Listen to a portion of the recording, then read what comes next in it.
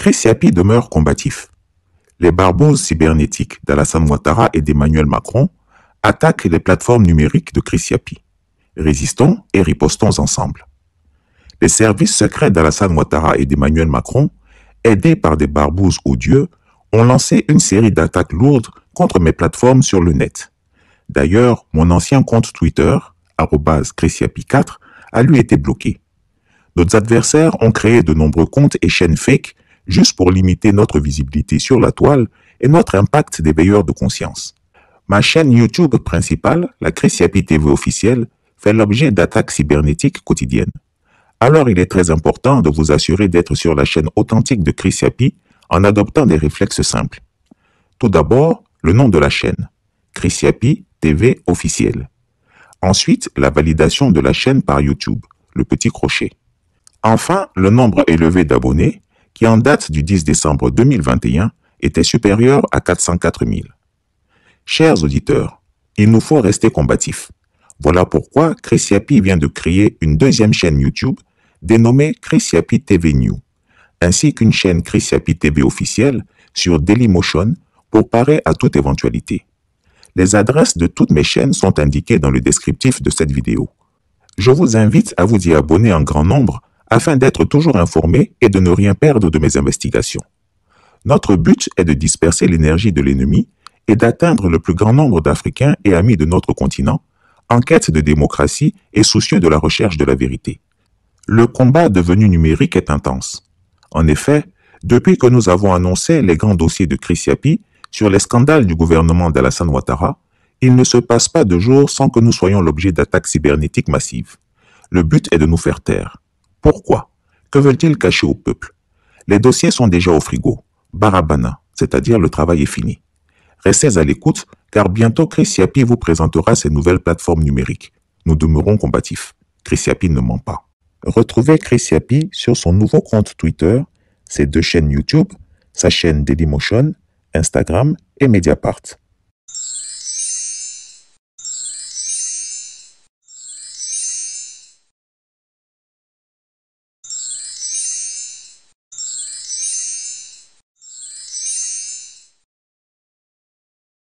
Crime de haute trahison. Quand Alassane Ouattara offrait la Côte d'Ivoire comme base arrière à la France pour déclarer la guerre au Niger, inopinément, M. Jean-Marie Bockel dévoile le complot. La scène se passe le mercredi 6 novembre 2024 au Sénat français. Jean-Marie Bockel, ancien secrétaire d'État à la Défense et aux anciens combattants, ancien secrétaire d'État à la coopération et à la francophonie, et désormais envoyé personnel du président Emmanuel Macron pour l'Afrique, révèle, avec une désinvolture étonnante, un fait d'une gravité sans précédent. Lors de son audition devant la Commission de la Défense et des Forces armées du Sénat français, M. Bockel décrit sans détour comment, en quelques heures seulement, la France a pu déployer 2000 soldats à Abidjan, en Côte d'Ivoire, à la demande expresse d'Alassane Ouattara. Ce dernier, prêt à tout pour plaire à son maître, a offert le territoire ivoirien comme une base militaire pour une intervention armée au Niger, sans consultation ni accord du peuple ivoirien à travers son parlement, bafouant ainsi la constitution de son propre pays et violant les lois internationales. Ce geste relève du crime de haute trahison. En effet, en réponse à la question d'un sénateur sur l'efficacité du dispositif militaire français en Afrique, eu égard aux réductions drastiques des forces prépositionnées au Sénégal, en Côte d'Ivoire, au Gabon et au Tchad, la réponse de M. Bockel a été glaçante. La voici en intégralité. Ce qui compte, c'est pas le nombre de soldats, c'est ce qu'on fait ensemble mieux et plus adapté aux attentes. Et ce message passe. Qu'il y ait à Port-Bouët, à Abidjan, le 43e BIMA avec 600 ou 700 personnels, voire beaucoup moins, je ne donnerai pas de chiffres. Hein. Mais de toute façon, les chiffres, ils sont sortis avant même que ma mission ne démarre. Mais moi, j'allais dire chaque fois, les chiffres, on va bâtir ensemble. Oubliez les chiffres. Mais à l'arrivée, ce sera une baisse significative. Eh bien, quand je rencontre le président Ouattara, Et je lui dis, voilà, ce qui compte, c'est pas qu'il y ait telle ou telle centaine de soldats qui sont là traditionnellement, c'est qu'est-ce qu'on va faire ensemble mieux, à partir d'un dispositif socle, à partir permanent, à partir de ce qu'on appelle une capacité d'entrée en cas de nécessité, en cas d'attente du partenaire, que ce soit pour des exercices, que ce soit pour de la géométrie variable, en fonction également de la menace, en fonction des attentes, eh bien, c'est ça qui compte. Quand il y a eu la crise au Niger, on a été capable d'installer à Abidjan 2000 hommes en quelques heures, vous voyez.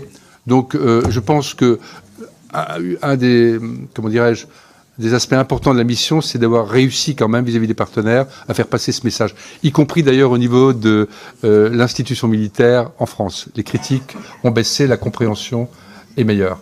Ces paroles prononcées sans la moindre gêne révèlent l'ampleur de la subordination d'Alassane Ouattara. Non seulement il sacrifie la paix de son propre pays en acceptant de faire de la Côte d'Ivoire une base arrière pour une intervention armée illégale au regard du droit international contre un pays africain, mais il le fait avec une audace indécente, défiant ceux qui dénoncent cette connivence meurtrière. En effet, déterminé à rétablir au pouvoir son ami Mohamed Bazoum, renversé par un coup d'État militaire, et ce, quel que soit le coup en vies innocentes, Alassane Ouattara a pressé la CEDEAO d'agir en s'appuyant sur l'armée nigériane. Mais le président Bola Tinubu n'avait pas envie d'engager son pays dans une guerre sanglante contre le Niger, mais aussi contre le Mali et le Burkina Faso, deux pays qui ont promis d'entrer en guerre aux côtés du Niger si ce pays était attaqué par la CEDEAO. L'une des phases de la stratégie du tyran Ouattara et ses complices était que l'armée française devait profiter de cette intervention militaire ouest-africaine pour entrer elle aussi dans le conflit et renverser le nouveau régime nigérien. Le Niger aurait été ainsi une nouvelle base militaire française pour déclencher une autre intervention militaire contre le Mali, puis le Burkina Faso. C'est ce complot qui vient d'être ainsi éventé par le sénateur Jean-Marie Bockel. Jean-Marie Bockel, quand il était secrétaire d'État à la coopération sous Nicolas Sarkozy, avait dénoncé en 2008 la France-Afrique, ce système de corruption, de cooptation politique et de relations affairistes entre Paris et ses anciennes colonies africaines. Il avait bravement déclaré, et je cite, « Je veux signer l'acte de décès de la France-Afrique. Je veux tourner la page de pratique d'un autre temps, d'un mode de relations ambigu et complaisant, dont certains ici comme là-bas tirent avantage au détriment de l'intérêt général et du développement. » Fin de citation. La sortie du secrétaire d'État avait provoqué la colère d'Omar Bongo Ondimba, qui avait fait savoir qu'il jugeait inacceptables les propos de M. Bockel. La réaction du président Sarkozy ne s'est pas fait attendre. Jean-Marie Bockel a été débarqué du ministère de la Coopération pour être affecté au ministère des Anciens Combattants, puis limogé du gouvernement quelques mois plus tard. Apparemment, cette fois, il a compris la leçon et est devenu un partisan de la France-Afrique, dont il loue les capacités d'intervention en Afrique pour renverser les régimes qui ne plaisent pas à Paris et pour soutenir militairement les régimes amis. L'intervention des parachutistes, des chasseurs bombardiers Rafale et des forces spéciales françaises à Niamey aurait acté de façon fracassante le retour des « affreux français » sur le continent. Heureusement que cela a échoué grâce à la solidarité et à l'unité des États de l'AES. N'est-ce pas que cela aurait été un énième épisode dans la longue liste des interventions criminelles de la France en Afrique? Rappelons-nous de la Libye, où sans mandat de l'ONU, la France a mené avec l'OTAN une intervention meurtrière tuant Kadhafi et plongeant le pays dans le chaos. Aujourd'hui, ce chaos se propage, entraînant la prolifération de groupes terroristes qui se sont abondamment servis dans les arsenaux libyens et qui sévissent aujourd'hui au Mali, au Burkina Faso, au Niger et au Tchad. Et Alassane Ouattara, dans son obsession de plaire à la France, est prêt à offrir la Côte d'Ivoire pour semer la dévastation au Niger et plonger encore plus la région dans la désolation et le chaos. La question qui se pose est simple. Jusqu'à quand les Ivoiriens toléreront-ils qu'Alassane Ouattara transforme leur pays en marionnette de l'impérialisme français? Combien de temps encore la voix des peuples africains sera-t-elle étouffée par les intérêts égoïstes de dirigeants corrompus et serviles? C'est un appel à la résistance contre cette subordination honteuse. Les Ivoiriens, les Nigériens et les Africains méritent mieux que d'être des pions dans le jeu géopolitique de la France et de ses complices locaux. Il est temps que la vérité éclate et que les responsables de ces trahisons répondent de leurs actes. Chrissiapi ne ment pas. Retrouvez Chrissiapi sur ses 2 chaînes YouTube, sa chaîne Dailymotion, Instagram et VK.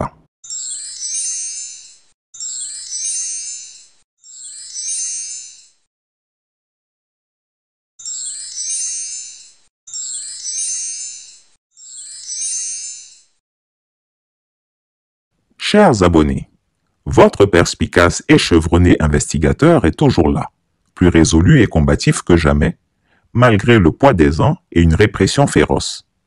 L'année 2025 sera celle de tous les défis. Il est temps de se lever, de s'unir, de s'opposer à ceux qui veulent confisquer notre pays et notre destin. Il est essentiel que vous partagiez massivement cette vidéo et que vous vous abonniez dès maintenant à toutes mes plateformes dont les adresses apparaissent à l'écran. Ma seconde chaîne YouTube, Chrissiapi News, ma toute nouvelle chaîne Rumble, mes comptes TikTok, X, Instagram, VK et Threads. Ensemble, restons informés, résistons et affirmons la force de notre conviction. Chrissiapi ne ment pas. Retrouvez Chrissiapi sur ses 2 chaînes YouTube, sa chaîne Rumble, ses comptes TikTok, X, Instagram, VK et Threads.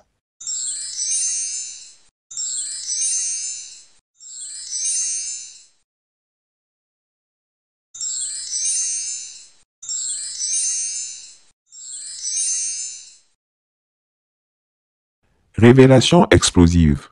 Les opérations clandestines de la France au Niger démasquées. Depuis des décennies, le Sahel reste un terrain de jeu stratégique où alliances et trahisons se tissent dans l'ombre. Aujourd'hui, des révélations fracassantes ébranlent les fondations même de la confiance régionale. Loin des discours officiels, les agissements de certains acteurs de l'ombre ont été mis en lumière. Des agents de la DGSE française, notamment Ludovic Gozéré, Yannick Milad et Quentin Rouziez, ont été identifiés parmi les figures majeures impliquées. Mais l'histoire ne s'arrête pas là.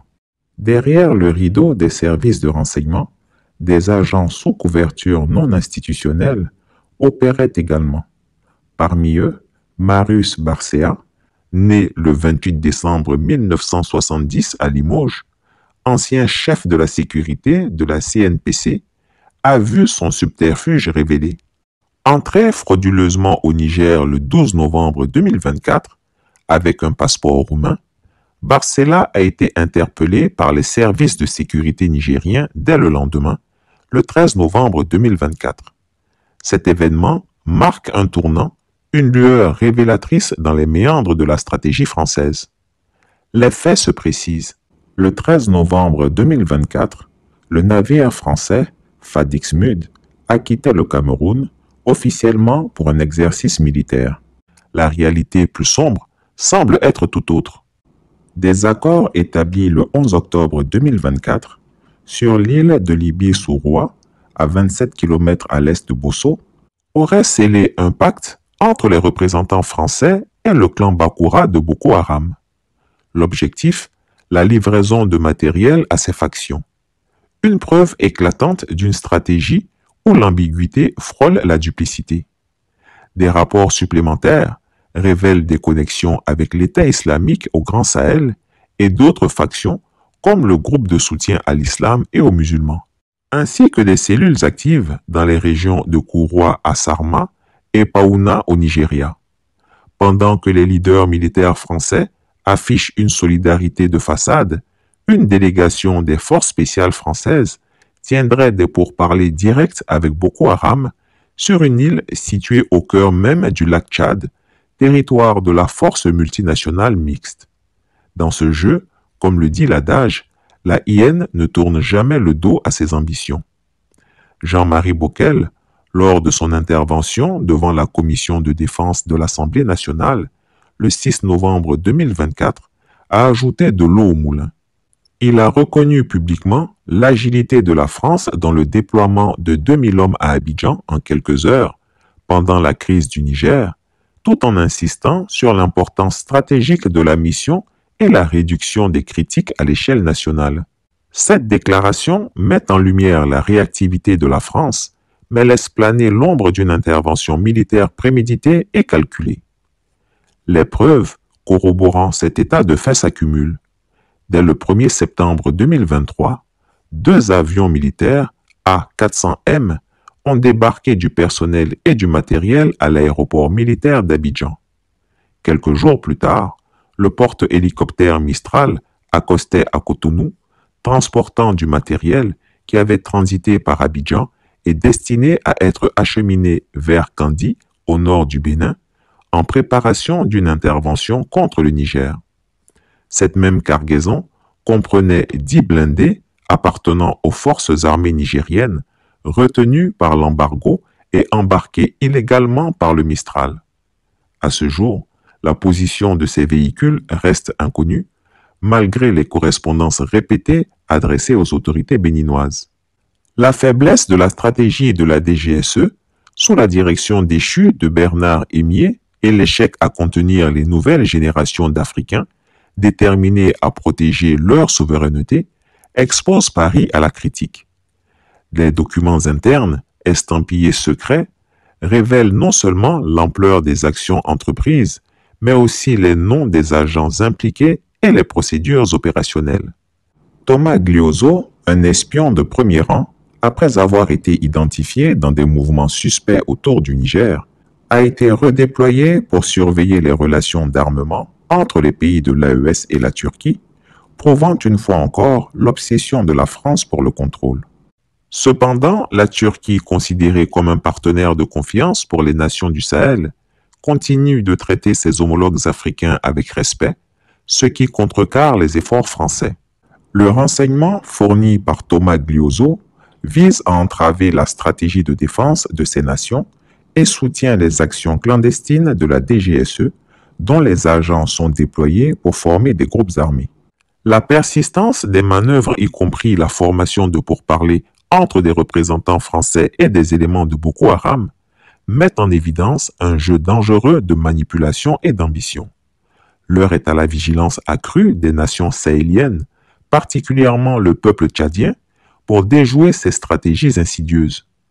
Depuis le 20 juillet 2023, le Conseil national pour la sauvegarde de la patrie du Niger a lancé une lutte déterminée pour l'indépendance et la sécurité de la région, et il est impératif que cette détermination se poursuive.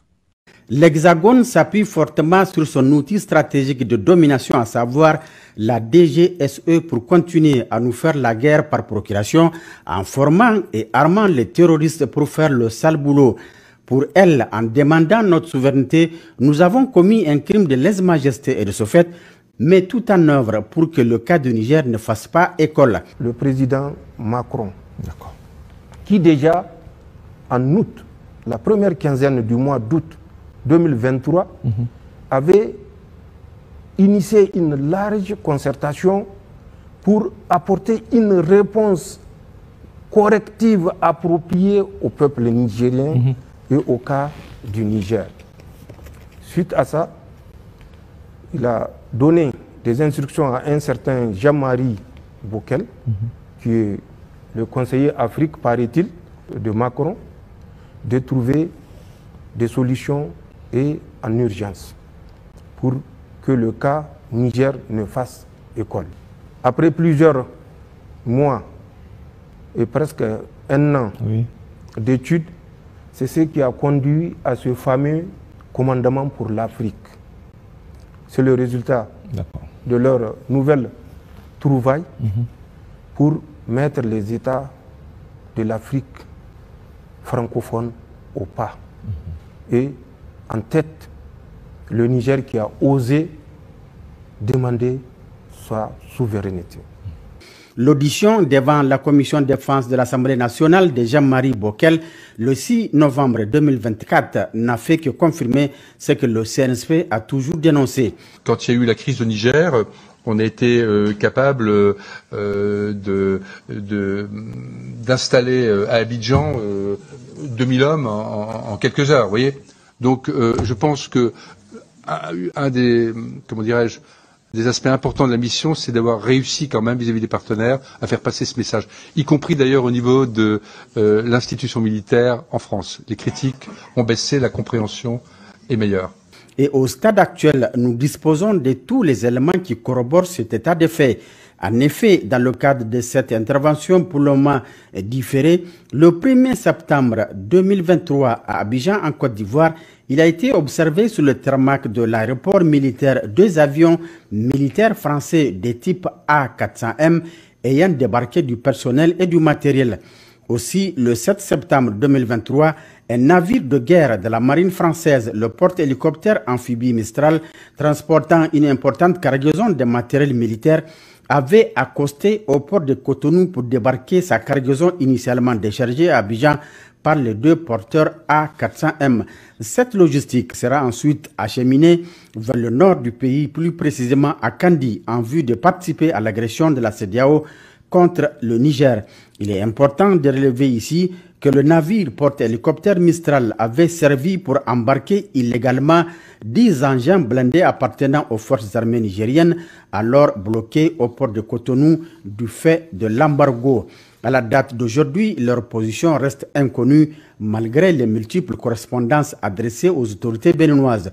Toujours nostalgique de sa position passée et dépassée, Paris persiste à vouloir déstabiliser le pays de l'AES au prix du ridicule. Ainsi, accusé d'être responsable de tous les échecs, Bernard Emié a été démis de son poste de directeur général de la DGSE. Ce même service qui fait l'affront à un continent tout entier en les considérant comme son précaré.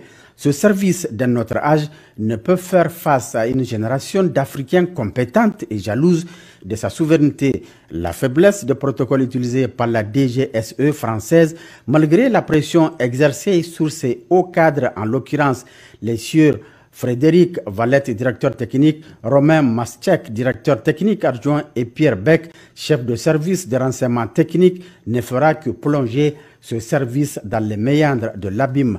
Les documents internes ci-après, dont la majorité sont estampillés secrets, laissent apparaître l'ampleur du complot et révèlent les procédures opérationnelles à mettre en œuvre ainsi que les fiches sur les agents impliqués dans la préparation de ce projet funeste, rappelant la période coloniale durant laquelle la France, pays se revendiquant comme celui des droits de l'homme, se permet d'agir contre un pays indépendant et souverain tel que le Niger. À titre d'exemple, le sieur Thomas Guglioso, après avoir été démasqué lors de tous ses mouvements dans le pays voisin du Niger, a récemment été réaffecté vers d'autres objectifs qui ne se démarquent pas de la volonté de la France de déstabiliser le Niger. En effet, ce dernier occupe à présent le poste de maître espion des relations entre les pays de l'AES et la République sœur de Turquie. Il est principalement chargé d'espionner tous les achats et acquisitions d'armements, de munitions et d'aéronefs du Niger, du Burkina Faso et du Mali auprès d'Ankara. Cependant, la France oublie que la Turquie reste et demeure un partenaire fiable pour les pays de l'AES qu'elle traite avec respect et dignité, sans aucune condescendance ni paternalisme. Le renseignement collecté par le tristement célèbre Thomas Guglioso sont utilisés pour faire échec à notre stratégie de lutte et viennent pour appuyer les agents du service action de la DGSE actuellement déployés pour former les terroristes. Il s'agit entre autres des agents Gosier Ludovic, Milad Yannick et Rousier Quentin. D'autres agents de la DGSE agissant sous identité d'emprunt et sous couverture non institutionnelle également impliqués ont été démasqués à l'instar du sieur Marius Barcea, né le 28 décembre 1970 à Limoges, français et ancien chef de sécurité de la CNPC. Ce dernier entré frauduleusement au Niger le 12 novembre 2024 avec un passeport roumain a été interpellé par les services de sécurité du Niger le 13 novembre 2024. Nous appelons par ailleurs nos frères tchadiens à plus de vigilance car au moment où les chefs militaires français versent des larmes de crocodile à leur côté, une équipe des forces spéciales françaises est en discussion avec une délégation du groupe terroriste Boko Haram sur une île du lac Tchad en territoire d'un pays de la force multinationale mixte. N'est jamais tourné le dos à une hyène.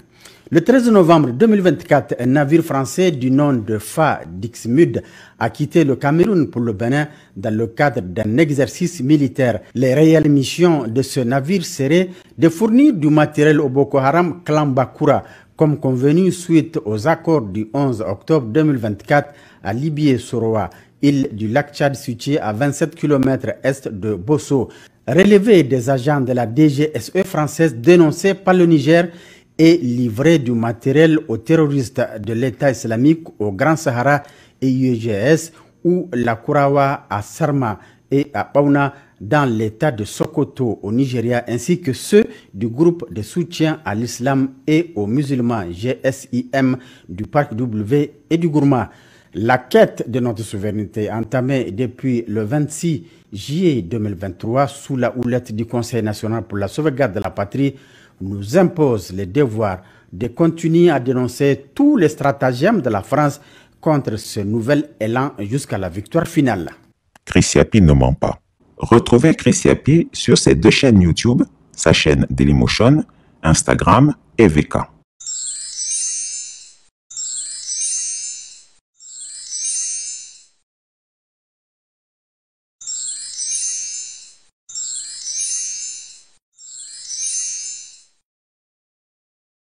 Urgent, agissez maintenant.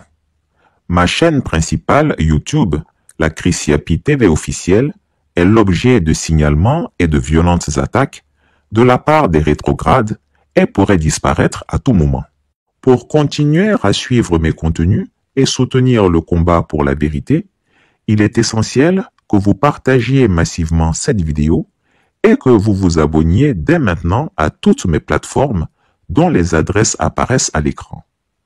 Ma seconde chaîne YouTube, Chris Yapi News, ma toute nouvelle chaîne Rumble, mes comptes TikTok, X, Instagram, VK et Threads. Chaque abonnement compte dans cette bataille cruciale. C'est ensemble que nous ferons la différence. Ne remettez pas cela à plus tard. Abonnez-vous immédiatement et partagez autour de vous. Je compte sur vous tous. Le combat continue et il a besoin de vous.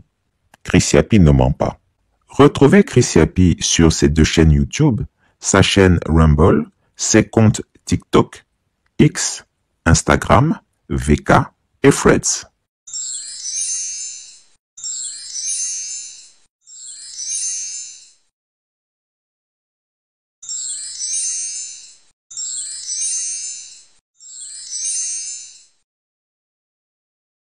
Accord militaire français. Le Tchad dit non, la Côte d'Ivoire dit oui à la soumission. L'Afrique se réveille. L'Afrique consciente et souveraine s'élève peu à peu contre le joug de l'impérialisme français qui, pendant des décennies, a maintenu le continent dans une dépendance économique, politique et militaire. Cette fois, le Tchad, sous l'impulsion de son gouvernement, vient de marquer un tournant historique en mettant fin à l'accord de coopération en matière de défense signé avec la République française. Une décision courageuse qui reflète une volonté claire de réaffirmer la souveraineté du pays et de redéfinir ses partenariats selon ses priorités nationales. Pendant ce temps, en Côte d'Ivoire, un autre scénario se joue, celui de la soumission et de la continuité dans la dépendance, orchestré par Alassane Ouattara, en quête d'un 4e mandat illégal en 2025. Dans son communiqué du 28 novembre 2024, le gouvernement tchadien a annoncé officiellement la fin de l'accord de coopération militaire avec la France, signé en 2019. Je vous en fais lecture. République du Tchad, ministère des Affaires étrangères, de l'intégration africaine, de la coopération internationale et des Tchadiens de l'étranger. Cabinet du ministre. N'Djamena, le 28 novembre 2024. Communiqué de presse. Le gouvernement de la République du Tchad informe l'opinion nationale et internationale de sa décision de mettre fin à l'accord de coopération en matière de défense signé avec la République française, révisé en date du 5 septembre 2019, visant à renforcer la coopération en matière de sécurité et de défense entre les deux nations.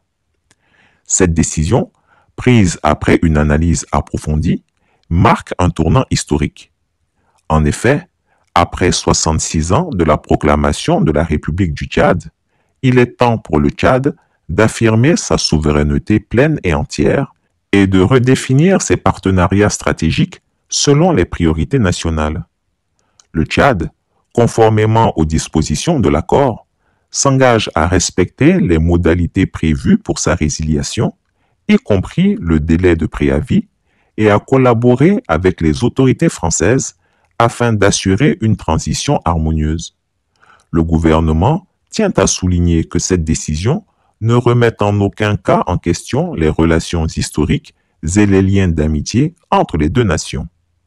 Le Tchad reste déterminé à entretenir des relations constructives avec la France dans d'autres domaines d'intérêt commun, au bénéfice des deux peuples.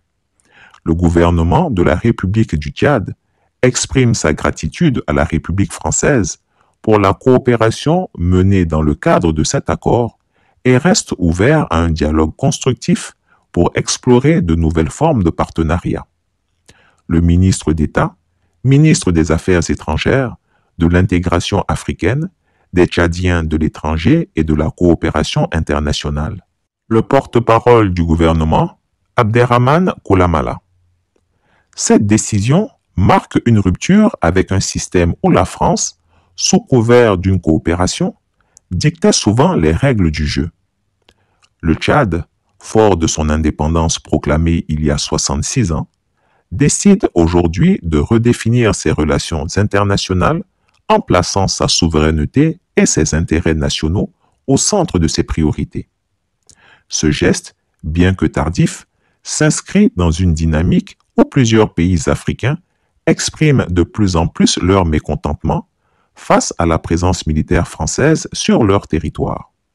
Ce n'est pas un rejet des relations franco-africaines, mais un appel à des relations d'égal à égal fondées sur le respect mutuel et la réciprocité. À l'opposé de cet élan d'indépendance, la Côte d'Ivoire, sous la gouvernance d'Alassane Ouattara, continue de s'illustrer comme un bastion de la soumission à la France.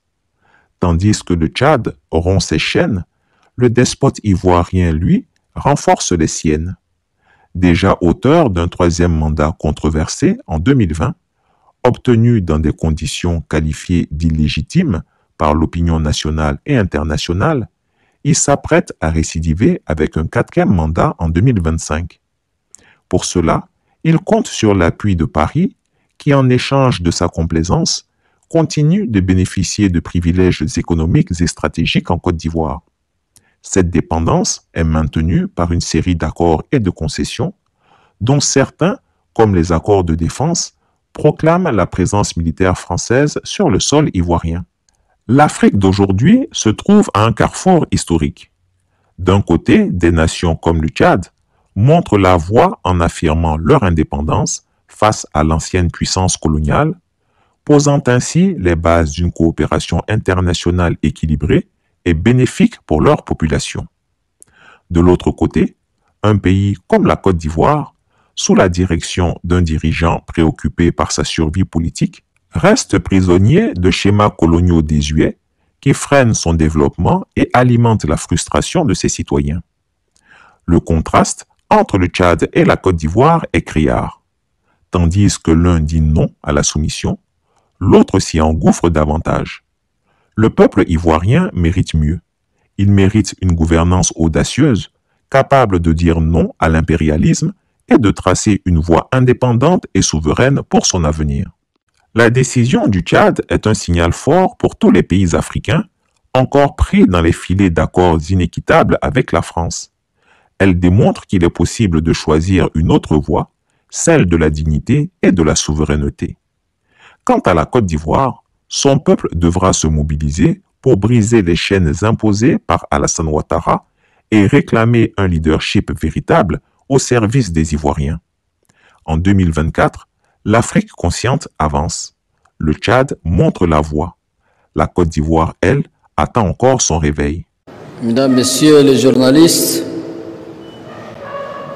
mes chers compatriotes, c'est avec une forte conviction et une immense responsabilité que je m'adresse à vous ce soir, à la suite de l'annonce de la décision prise par le gouvernement de la République du Tchad concernant la rupture de l'accord de coopération militaire entre notre pays et la France.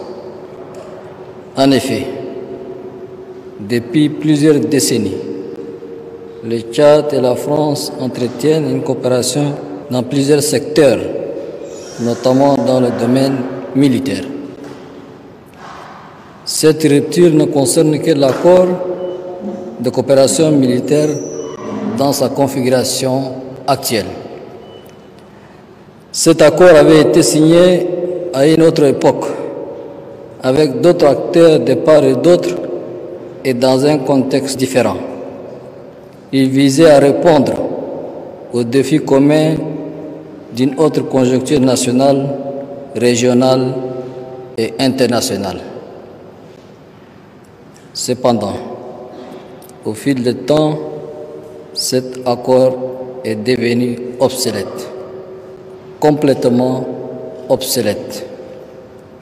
Il ne correspondait plus ni aux réalités sécuritaires, géopolitiques et stratégiques de notre temps, ni à nos attentes légitimes quant à la pleine expression de notre souveraineté. De la même manière, il ne nous apporte aucune valeur ajoutée réelle sur le terrain militaire où nous faisons face seuls à des défis variés et sérieux, notamment des attaques de dimension terroriste. Des défis sécuritaires nationaux et régionaux devant lesquels nos forces de défense et de sécurité se sont illustrées par une vaillance jamais démentie et une détermination sans commune mesure.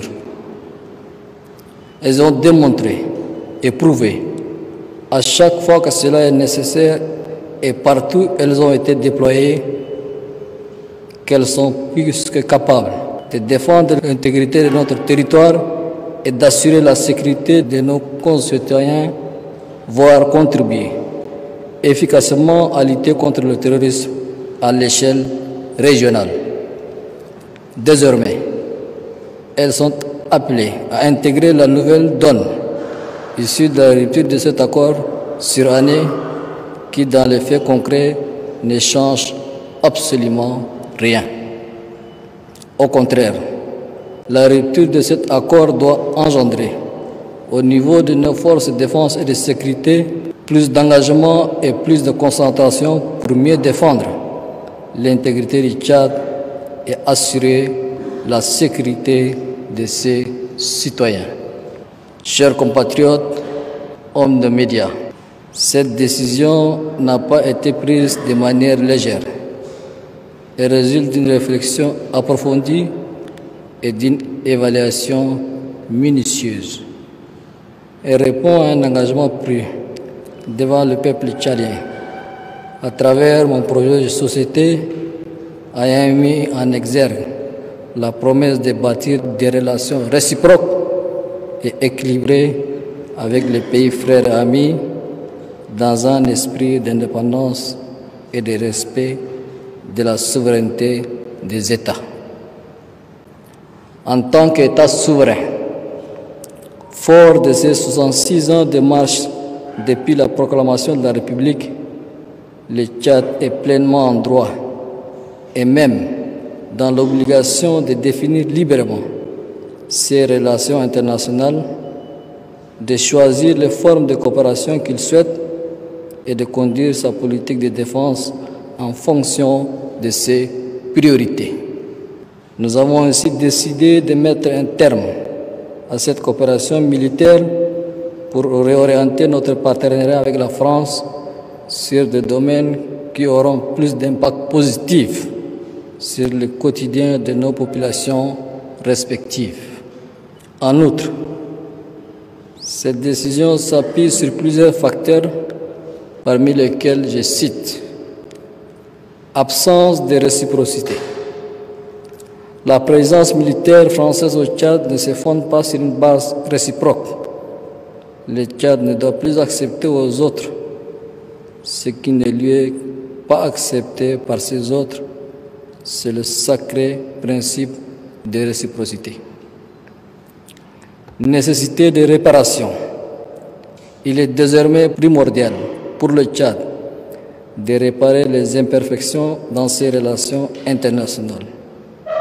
Choisir en toute indépendance les formes et les partenaires de sa coopération internationale selon ses priorités nationales.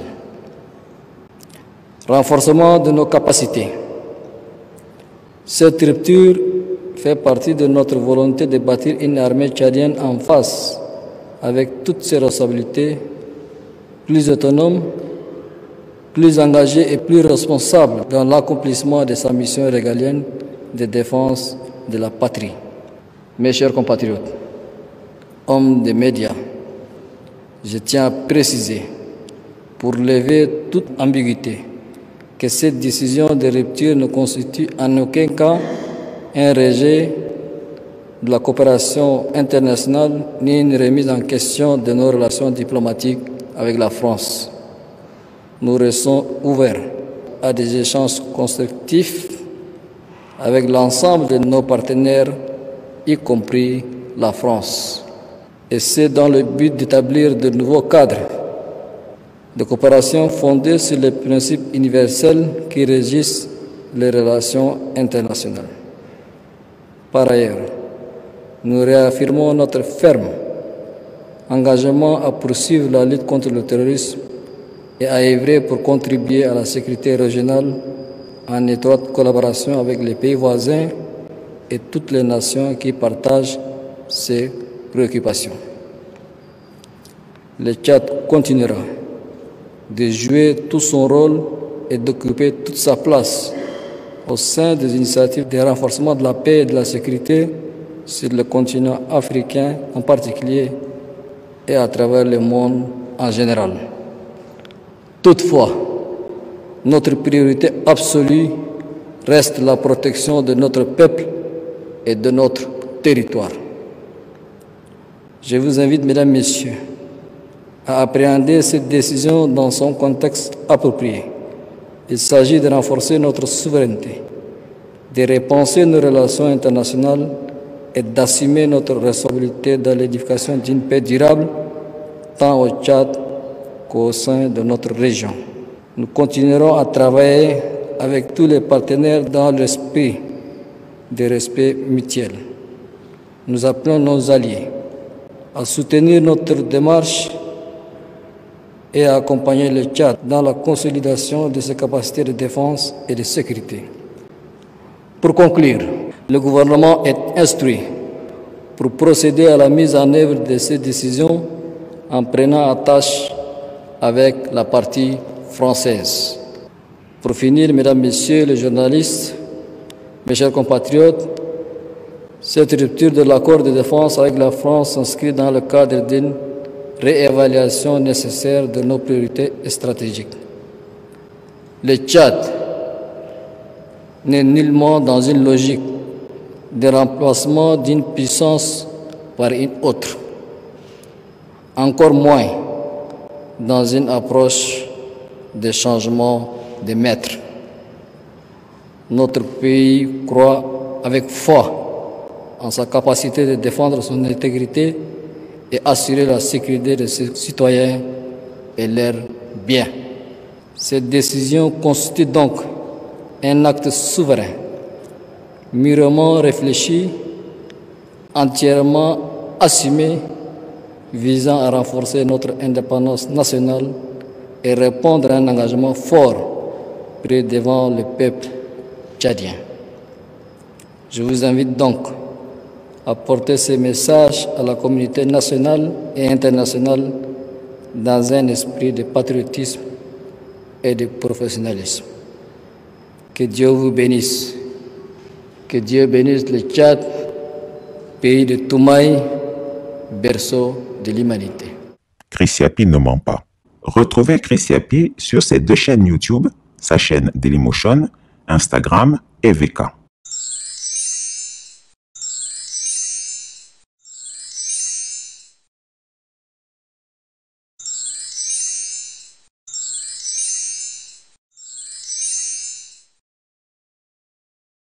Chris Yapi demeure combatif.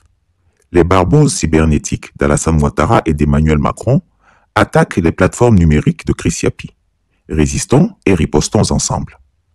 Les services secrets d'Alassane Ouattara et d'Emmanuel Macron, aidés par des barbouzes odieux, ont lancé une série d'attaques lourdes contre mes plateformes sur le net. D'ailleurs, mon ancien compte Twitter, @ChrisYapi4, a lui été bloqué. Nos adversaires ont créé de nombreux comptes et chaînes fake juste pour limiter notre visibilité sur la toile et notre impact d'éveilleur de conscience. Ma chaîne YouTube principale, la Chris Yapi TV officielle, fait l'objet d'attaques cybernétiques quotidiennes. Alors il est très important de vous assurer d'être sur la chaîne authentique de Chris Yapi en adoptant des réflexes simples. Tout d'abord, le nom de la chaîne, Chris Yapi TV officielle. Ensuite, la validation de la chaîne par YouTube, le petit crochet. Enfin, le nombre élevé d'abonnés, qui en date du 10 décembre 2021 était supérieur à 404 000. Chers auditeurs, il nous faut rester combatifs. Voilà pourquoi Chris Yapi vient de créer une 2e chaîne YouTube dénommée Chris Yapi TV New, ainsi qu'une chaîne Chris Yapi TV officielle sur Dailymotion pour parer à toute éventualité. Les adresses de toutes mes chaînes sont indiquées dans le descriptif de cette vidéo. Je vous invite à vous y abonner en grand nombre afin d'être toujours informé et de ne rien perdre de mes investigations. Notre but est de disperser l'énergie de l'ennemi et d'atteindre le plus grand nombre d'Africains et amis de notre continent en quête de démocratie et soucieux de la recherche de la vérité.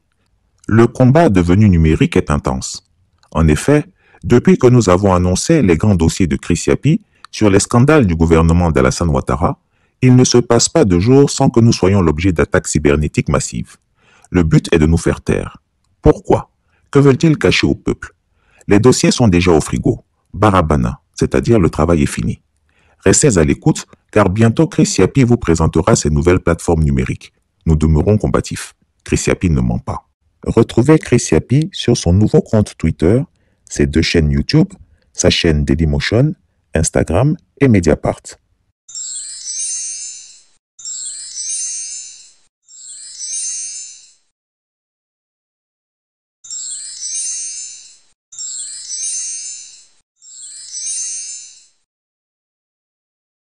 Le président sénégalais à propos de l'armée française. Elle pillera bagage. Dans les contacts qu'il peut y avoir au niveau des chefs d'État, aucun sujet n'est tabou. Mais dans le travail que j'ai effectué à la demande du président de la République avec les 3 pays où je me suis déjà rendu, le Sénégal, ça n'a pas pu encore se faire puisqu'ils sont encore dans une séquence électorale. Et d'ailleurs, c'est la première chose qui m'a été dite. Il n'y a pas de demande de départ. Il y a un accord pour faire évoluer le dispositif.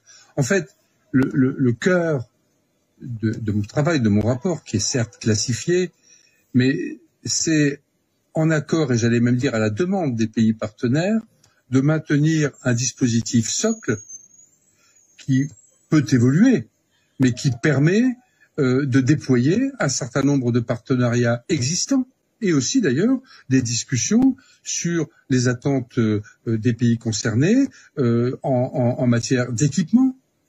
aviation, marine, armée de terre, sur lesquels nous sommes souvent déjà des partenaires et sur lesquels nous pouvons être en appui de nécessaires modernisations. C'est ça le sujet. Donc, dans aucun des 3 pays en attendant le Sénégal, les chefs d'État nous vous ont demandé de fermer de bases françaises. Il n'y aura pas de fermeture de bases françaises, on est bien d'accord. En tout cas, c'est l'état d'esprit de nos partenaires et plusieurs d'entre eux nous ont dit on a bien compris le message.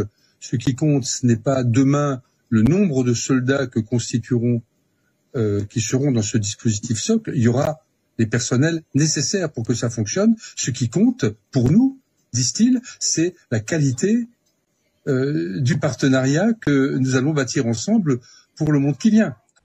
Le Sénégal, ancienne colonie de la France, abrite encore aujourd'hui une présence militaire française avec environ 350 soldats répartis sur plusieurs bases, notamment à Dakar. Cette présence, héritage direct du passé colonial, soulève des questions sur la souveraineté nationale et l'indépendance réelle du pays. Dans une interview exclusive, le président sénégalais a pris position avec des paroles fortes. Est-ce qu'en tant que Français, vous envisagez de nous voir dans votre pays avec des chars ou avec des véhicules militaires, des militaires sénégalais avec les tenues sénégalaises, comme ça parce que sur le plan historique, la France a esclavagisé, a colonisé et est restée. Une dénonciation cinglante de l'absurdité et de l'incohérence de cette présence étrangère en terre sénégalaise. Bassirou Diomaye Faye a laissé entendre avec clarté que la fin de cette présence militaire n'était qu'une question de temps, affirmant que, si cela doit être fait, les autorités françaises en seront informées et un calendrier sera établi. Ces paroles traduisent une volonté déterminée de restaurer pleinement la souveraineté nationale en rejetant toute forme d'ingérence étrangère. Cette revendication n'est pas sans rappeler un épisode marquant de l'histoire française.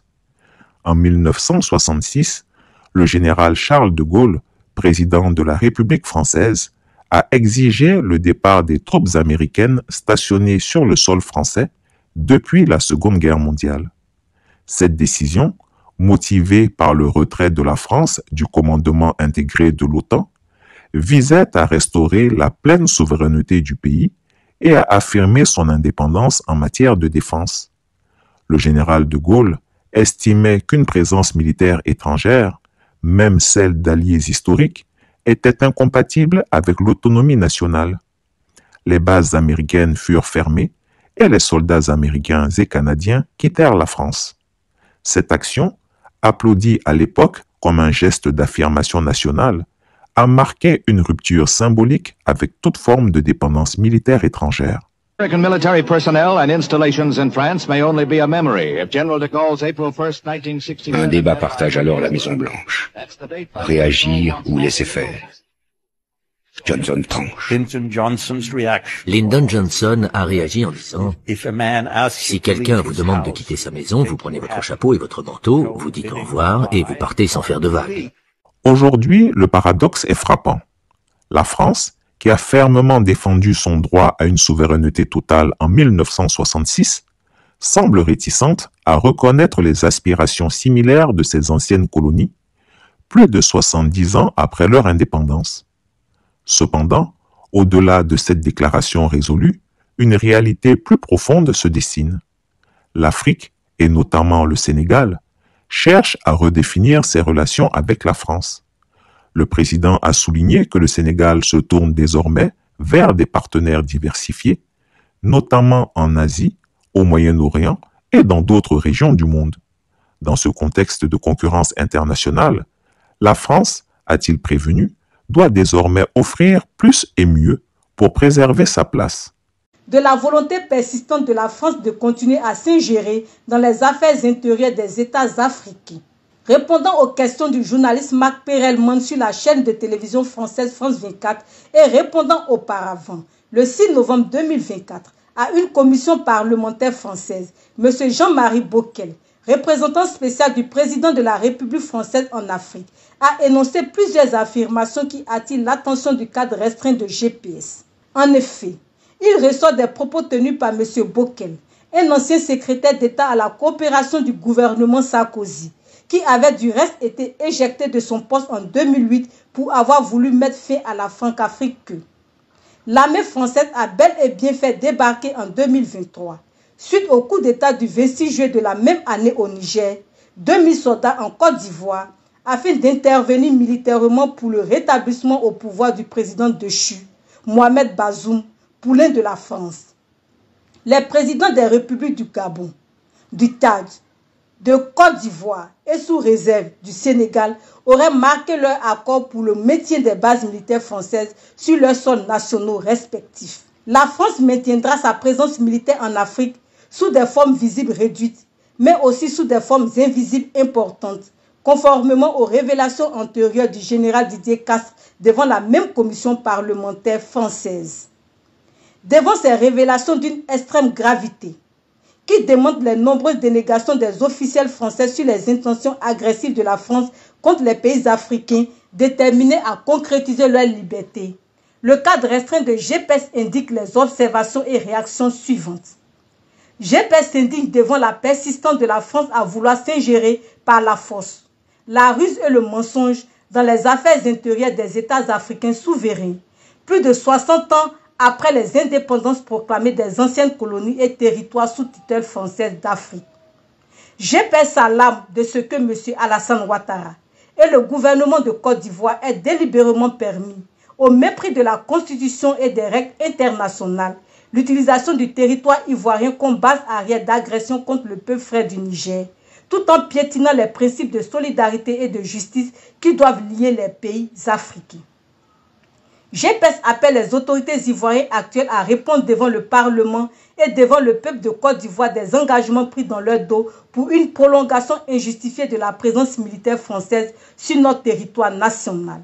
GPS, résolument engagé dans la dynamique de la souveraineté et de la solidarité africaine, appelle les troupes françaises à se retirer pacifiquement du sol ivoirien en particulier et africain en général pour mettre un terme à une occupation militaire paternaliste et pesante après l'épisode humiliant de la traite négrière.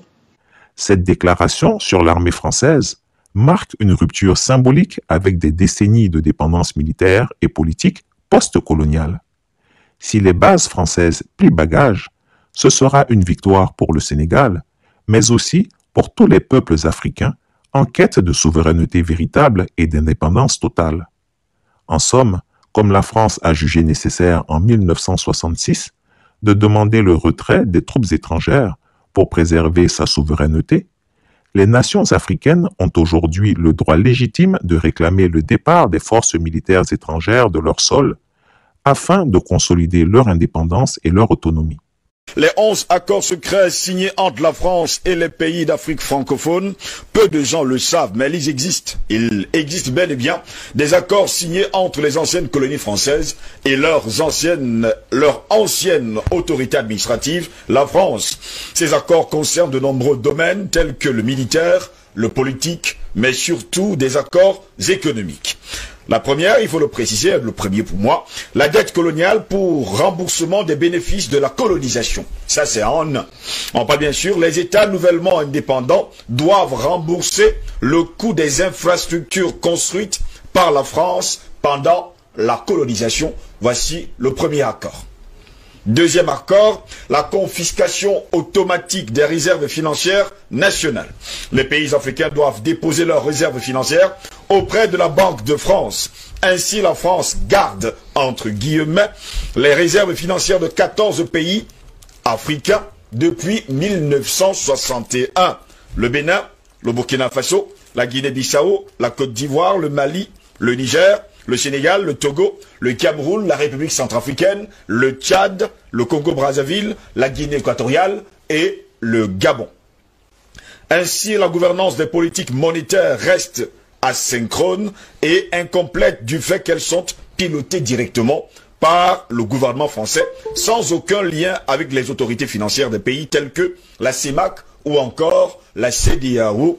Ainsi, du fait des conditions qui lient les banques des zones économiques et financières, elles sont obligées de garder 65% de leurs réserves de change dans un compte d'opération tenu par le Trésor français. ainsi que 20% supplémentaires afin de couvrir les risques financiers.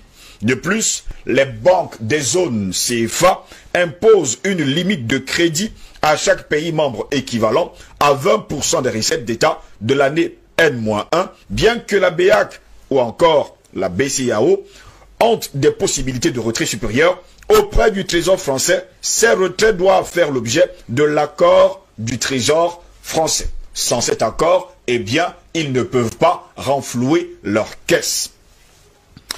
Messieurs, la décision finale revient donc au Trésor français qui a lui-même investi les réserves des pays africains sur la place boursière parisienne.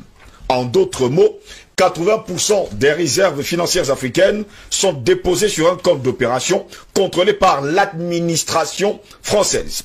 Les deux banques de la zone CFA sont africaines de par leur nom, mais ne décident aucune des politiques monétaires par elles-mêmes. Pire encore, les pays eux-mêmes ne savent même pas quelle est la part de réserve financière qui leur appartient en groupe ou individuellement en tant que pays, mais détenue par l'administration du Trésor français. Les gains issus des investissements de ces fonds du Trésor français sont censés être rajoutés à la cagnotte africaine, mais aucun compte n'est donné là-dessus aux banques, ni même aux pays membres. Seul un groupe limité à 6 administrateurs du Trésor français ont connaissance des montants du compte d'opération, du lieu d'investissement, des sommes. Les banques centrales africaines n'ont pas accès à ces informations, déclarait d'ailleurs il y a plusieurs années le docteur Gary K. Bush. 500 milliards de dollars des caisses africaines du Trésor français, on estime maintenant que la France détient, il faut le dire, 500 milliards de dollars auprès de son trésor. Elle est donc prête à tout afin de combattre toute personne qui cherchera à faire la lumière sur le côté obscur de ce vieil empire. Les pays africains ne disposent pas d'accès à cet argent. La France, on va le préciser également, leur permet d'accéder à seulement 15% de l'argent chaque année. Si elles ont besoin de plus que cela, ils doivent emprunter de l'argent supplémentaire à partir de leur propre 65% du Trésor français à des taux commerciaux. En fait, vous prêtez votre propre argent. Vous détenez de l'argent, mais vous le prêtez à vous-même. Allez savoir comment ça se passe. De plus, la France impose un plafond sur le montant de l'argent que les pays peuvent emprunter dans leurs réserves. Le plafond est fixé à 20% de leurs recettes publiques de l'année précédente. Eh bien, si les pays africains ont besoin d'emprunter plus de 20% de leur propre argent, la France dispose d'un droit de veto. La grande interrogation, c'est pourquoi? Numéro 3. Le droit de premier refus sur toute ressource brute ou naturelle découverte dans le pays. Eh bien, la France a le premier droit d'achat des ressources naturelles de la terre de ses ex-colonies. Ce n'est qu'après que la France ait dit « je ne suis pas intéressé » que les pays africains sont autorisés à chercher d'autres partenaires. Allez savoir. 4.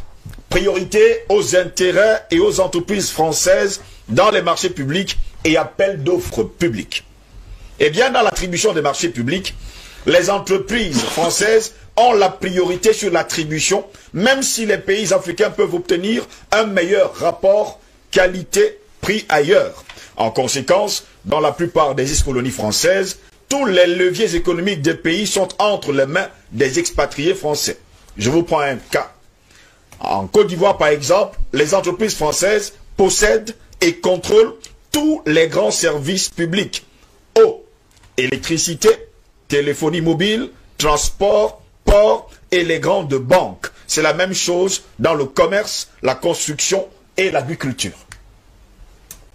5.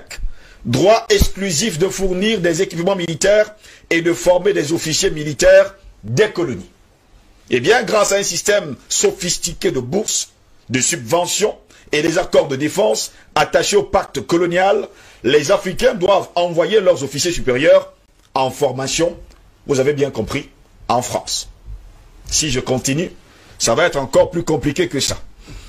Messieurs, en 6, le droit pour la France de déployer les troupes et d'intervenir militairement dans le pays pour défendre ses intérêts. Pas les intérêts du pays en somme, mais ses propres intérêts. On parle bien sûr des intérêts de la France. En vertu de ce qu'on appelle les accords de défense, entre guillemets, attachés au pacte colonial, la France a le droit d'intervenir militairement dans les pays africains et aussi de stationner des troupes en permanence dans les bases et installations militaires entièrement gérées par les Français. Voilà pourquoi vous allez voir les bases militaires sur tout le continent africain. Je vais m'arrêter là pour l'heure. En cette, l'obligation de faire du français la langue officielle du pays et la langue pour l'éducation. Oui, monsieur, vous devez parler français, la langue de Molière. Une organisation de la langue française et de la diffusion de la culture française a même été créée pendant la colonisation. Elle s'appelle la francophonie et possède plusieurs organisations satellites. Eh bien, ces organisations sont affiliées et contrôlées par le ministre français des Affaires étrangères. On parle encore là de diplomatie. Est-ce cela en tout cas la diplomatie? 8. L'obligation d'utiliser le franc CFA, franc des colonies françaises d'Afrique. On en parle d'ailleurs sur ce plateau à bouche que vêtue. En 9, l'obligation d'envoyer en France un bilan annuel et un rapport de l'état des réserves. Je me pose souvent la question de savoir pourquoi. Je vais passer, pour ne pas tellement perdre du temps. En 10, pour terminer, renoncer à toute alliance militaire avec d'autres pays, sauf autorisation de la France. J'explique. Pourquoi les alliances militaires régionales en Afrique sont les plus faibles? C'est la grande interrogation. Eh bien, la plupart des pays ont seulement des alliances militaires avec leurs ex-colonisateurs. Je parle bien sûr de la France. Drôle, mais vous ne pouvez pas faire mieux. La France leur interdit toute autre alliance militaire. 11. L'obligation de s'allier avec la France en cas de guerre ou de crise mondiale. Vous ne pouvez pas vous allier avec un autre pays en dehors de la France. Ce qui vaut aujourd'hui à plusieurs chefs d'État africains de s'être alliés à la Russie, de s'être alliés à la Chine. Quelque part, on veut à tout prix les déstabiliser. Monsieur, voilà quelques 11 accords coloniaux qui ont été signés et on se pose souvent la question, pourquoi les avoir signés et pourquoi ces accords existent encore aujourd'hui où nous sommes le 5 novembre de l'an 2020. Chris Yapi ne ment pas. Retrouvez Chris Yapi sur ses deux chaînes YouTube, sa chaîne Rumble, ses comptes TikTok, X, Instagram, VK et Threads.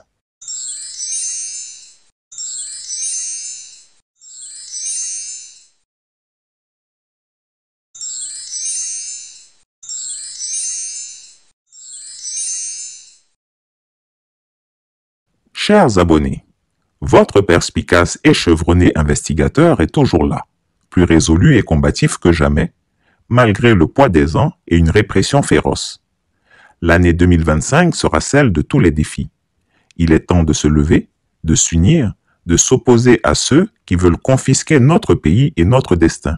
Il est essentiel que vous partagiez massivement cette vidéo et que vous vous abonniez dès maintenant à toutes mes plateformes dont les adresses apparaissent à l'écran. Ma seconde chaîne YouTube, Chris Yapi News, ma toute nouvelle chaîne Rumble, mes comptes TikTok, X, Instagram, VK et Threads. Ensemble, restons informés, résistons et affirmons la force de notre conviction. Chris Yapi ne ment pas. Retrouvez Chris Yapi sur ses deux chaînes YouTube, sa chaîne Rumble, ses comptes TikTok, X, Instagram, VK et Threads.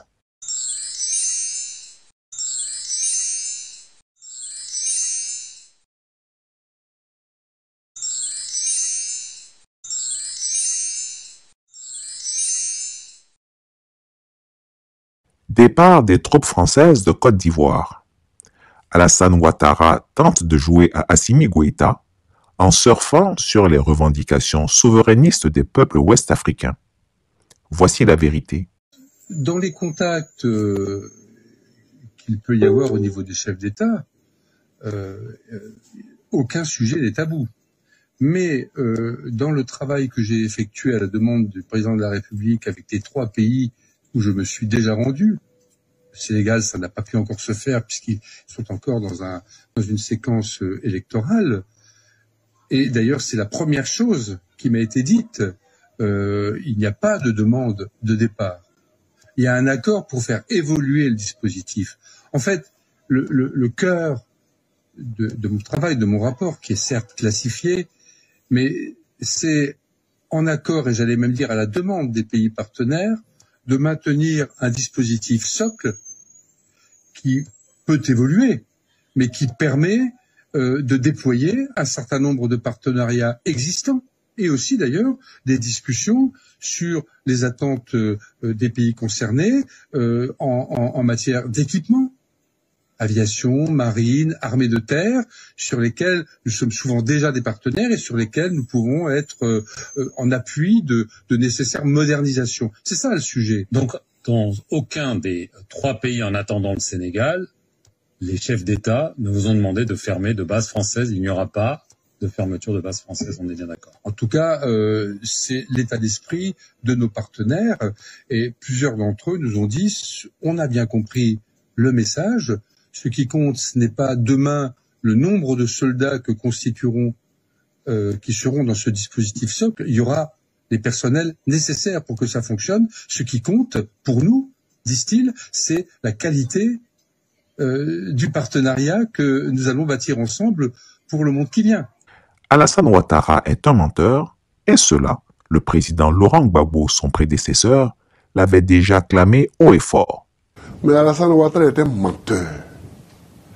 Et je le répète pour vos auditeurs et pour vos téléspectateurs, il ne faut pas que les gens fassent attention à son esbrouf. C'est parce qu'il est menteur. Lors de son adresse de fin d'année à la nation, le vieux Grigou a tenté une lamentable bravade, laissant entendre qu'il avait lui-même exigé, presque menacé la France de retirer ses troupes d'occupation du territoire ivoirien. En réalité, il cherche désespérément à se comparer à des figures historiques ou actuelles qui ont eu le courage de défendre la souveraineté de leur pays. En 1966, avec une audace qui force le respect, le général de Gaulle a demandé le retrait des troupes américaines du sol français, affirmant que la France devait retrouver sa pleine souveraineté. American military personnel and installations in France may only be a memory if General de Gaulle's April 1st, 1969... Un débat partage alors la Maison-Blanche. Réagir ou laisser faire. Johnson tranche. Lyndon Johnson a réagi en disant « Si quelqu'un vous demande de quitter sa maison, vous prenez votre chapeau et votre manteau, vous dites au revoir et vous partez sans faire de vagues. » Plus récemment, le général Assimi Goïta, leader du Mali, a fermement exigé le départ des forces françaises malgré l'opposition de Paris. Mais Alassane Ouattara, lui, n'a rien de ces hommes. Contrairement à De Gaulle ou Goïta, il n'a fait que capituler devant les intérêts étrangers tout au long de son règne. Se sachant en complet décalage avec les aspirations légitimes des peuples ouest-africains pour plus de souveraineté, le vieux filou a tenté de s'attribuer une fausse gloire en affirmant. Attends. Tu as lancé? C'est Oui, bon? c'est bon. Oui, donnez le autre. Oui, c'est bon, c'est le France. Christophe est bon aussi. Le son bien.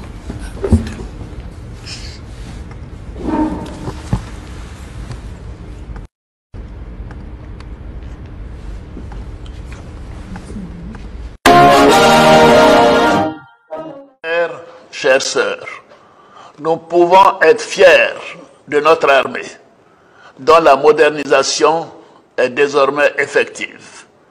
C'est dans ce cadre que nous avons décidé du retrait concerté et organisé des forces françaises en Côte d'Ivoire.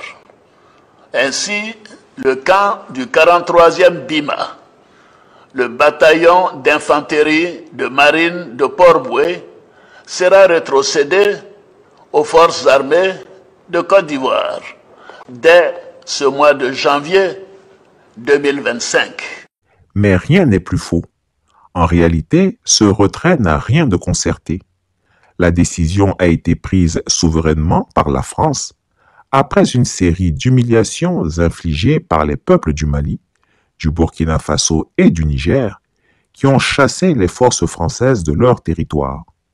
Cherchant à limiter les dégâts sur son image, Paris a opté pour le retrait de ses troupes dans plusieurs pays africains, sauf à Djibouti. Et que fait le vieux Grigou face à cette décision? Le poltron des lagunes, incapable de tenir tête à ses maîtres, a supplié les larmes aux yeux pour que les troupes françaises restent en Côte d'Ivoire. Oui, supplié. Jean-Marie Bockel, lors de son intervention au Sénat français, l'a confirmé avec clarté. Lorsque j'ai informé Alassane Ouattara de la décision de la France de retirer ses troupes de Côte d'Ivoire, il a supplié pour leur maintien. Je lui ai répondu qu'il n'avait pas à s'inquiéter, car les forces françaises disposaient de la capacité de se redéployer rapidement si nécessaire. Ce qui compte, c'est pas le nombre de soldats, c'est ce qu'on fait ensemble mieux et plus adapté aux attentes. Et ce message passe.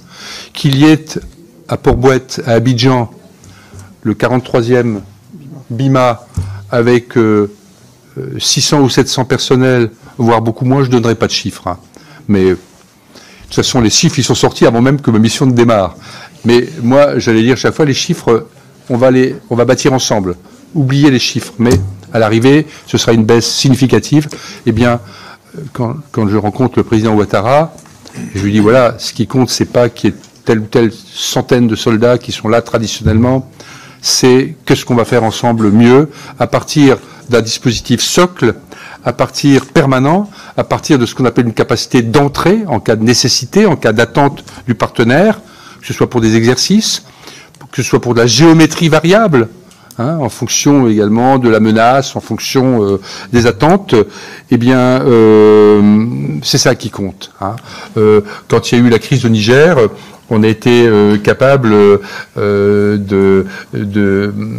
d'installer à Abidjan 2000 hommes en quelques heures, vous voyez.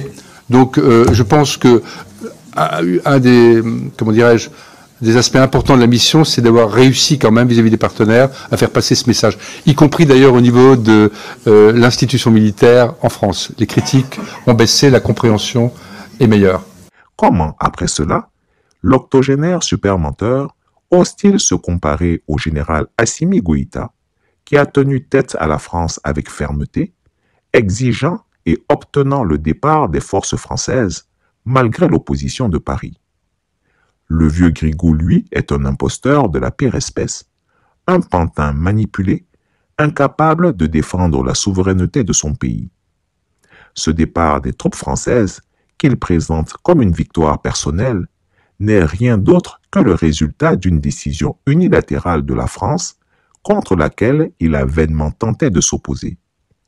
Alassane Ouattara est une honte pour la Côte d'Ivoire, un maître dans l'art de la duplicité et de la soumission aux intérêts étrangers. Nous avons eu avec le président de la République un échange à la fois très, pour nous, très marquant. Hein, le président a pris le temps, bien sûr, de nous écouter, mais aussi de nous parler, de nous donner sa vision sur la fois son pays et l'environnement régional. Nous avons, dans cet esprit, bien sûr, et dans cet échange riche, eu l'occasion de saluer la qualité de la relation entre la France, et la France aussi comme partenaire européen avec les autres pays européens ici présents, et je les ai encore rencontrés hier, de la Côte d'Ivoire, de son développement, des enjeux. Hein, et c'est d'abord cette vision sur la relation dans son ensemble, hein, dans sa dimension à la fois, bien sûr francophone, et donc culturelle, mais également dans tous les domaines, de l'économie, de la relation entre les personnes. Le partenariat militaire et sécuritaire se situe dans ce contexte. Nous avons évoqué les perspectives, hein, de ce partenariat en matière de sécurité, et qui sont dans l'esprit, et je crois que c'est le plus important, des perspectives d'accompagnement, du renforcement de la force militaire souveraine de la Côte d'Ivoire. Au Sénégal, Je ne parlerai pas de Djibouti, puisque Djibouti, c'est beaucoup d'autres puissances qui sont là-bas. Les Français vont dire, bon, vous voyez, le Niger ne nous aime pas, ils disent que nous sommes en Djibouti. Donc je leur fais cadeau de Djibouti. Et pour me concentrer sur ces quatre-là, ces forces-là, on va faire croire aux Africains qu'elles ont été désengagées. Et pour ce faire, ils ont annoncé au Tchad, ils ont 1000 hommes. 1000 hommes, j'ai dit bien 1000 hommes. Or, comme nous le savons, plus de 1300 de leurs 2000 hommes désengagés du Niger sont restés au Tchad. Ceux qui sont partis par la voie routière, c'est nous qui les avons escortés jusqu'à la frontière à Daboa. Donc nous connaissons leurs effectifs, ils sont plus de 1300. Et à cela s'ajoute déjà à peu près 10 000 hommes repartis sur les camps saturés de N'Djamena, de Faye à Larjo et de Abéché. Et tout cela, on ne fait qu'à que 2000 hommes sur les 11 000 et quelques. Et de ces 1000 hommes, 600 à 700 vont être désengagés. Mais le désengagement, ne vous y trompez pas, c'est un vol de jour avec un atterrissage de nuit. Mais pour revenir toujours et pour aller un peu plus vite, au Gabon, ils ont prévu également de réduire leurs effectifs. C'est le cas également au Sénégal. En Côte d'Ivoire, ils n'ont pas prévu de réduire les effectifs. La remise du 43e BIMA, c'est juste une formalité. D'accord. On vous restitue le 43e BIMA, mais les soldats français qui sont dans le 43e BIMA seront redéployés dans les autres positions occupées par l'armée française à l'intérieur du territoire ivoirien. Donc c'est ça la grande trouvaille du commandement pour l'Afrique. Mais mieux, ils ont désigné 6 pays où ils vont déployer des forces spéciales ou des forces particulières, pour ne pas dire forces spéciales. Ces 6 pays de l'Afrique, c'est pas moi qui le dis, c'est dans le rapport que Jean-Marie Bockel a présenté. Chris Yapi ne ment pas. Retrouvez Chris Yapi sur ses 2 chaînes YouTube, sa chaîne Rumble, ses comptes TikTok, X, Instagram, VK et Threads.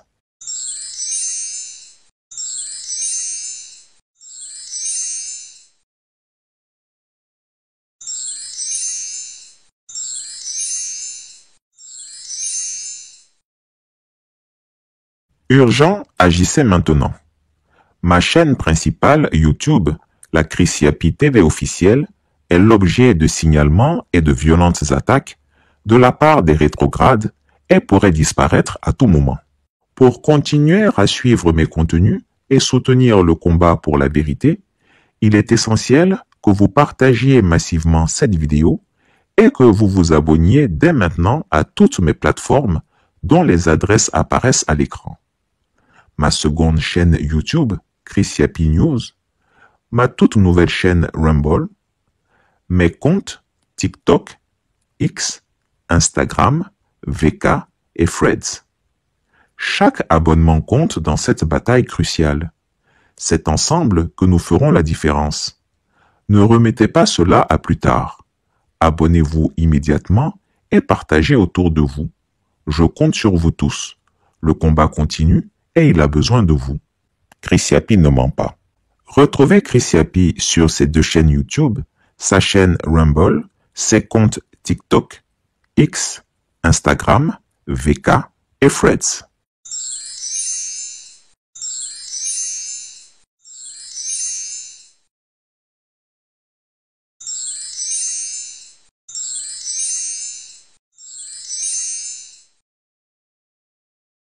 Légionnaires français arrivés en Côte d'Ivoire dans la nuit du 19 au 20 décembre 2024.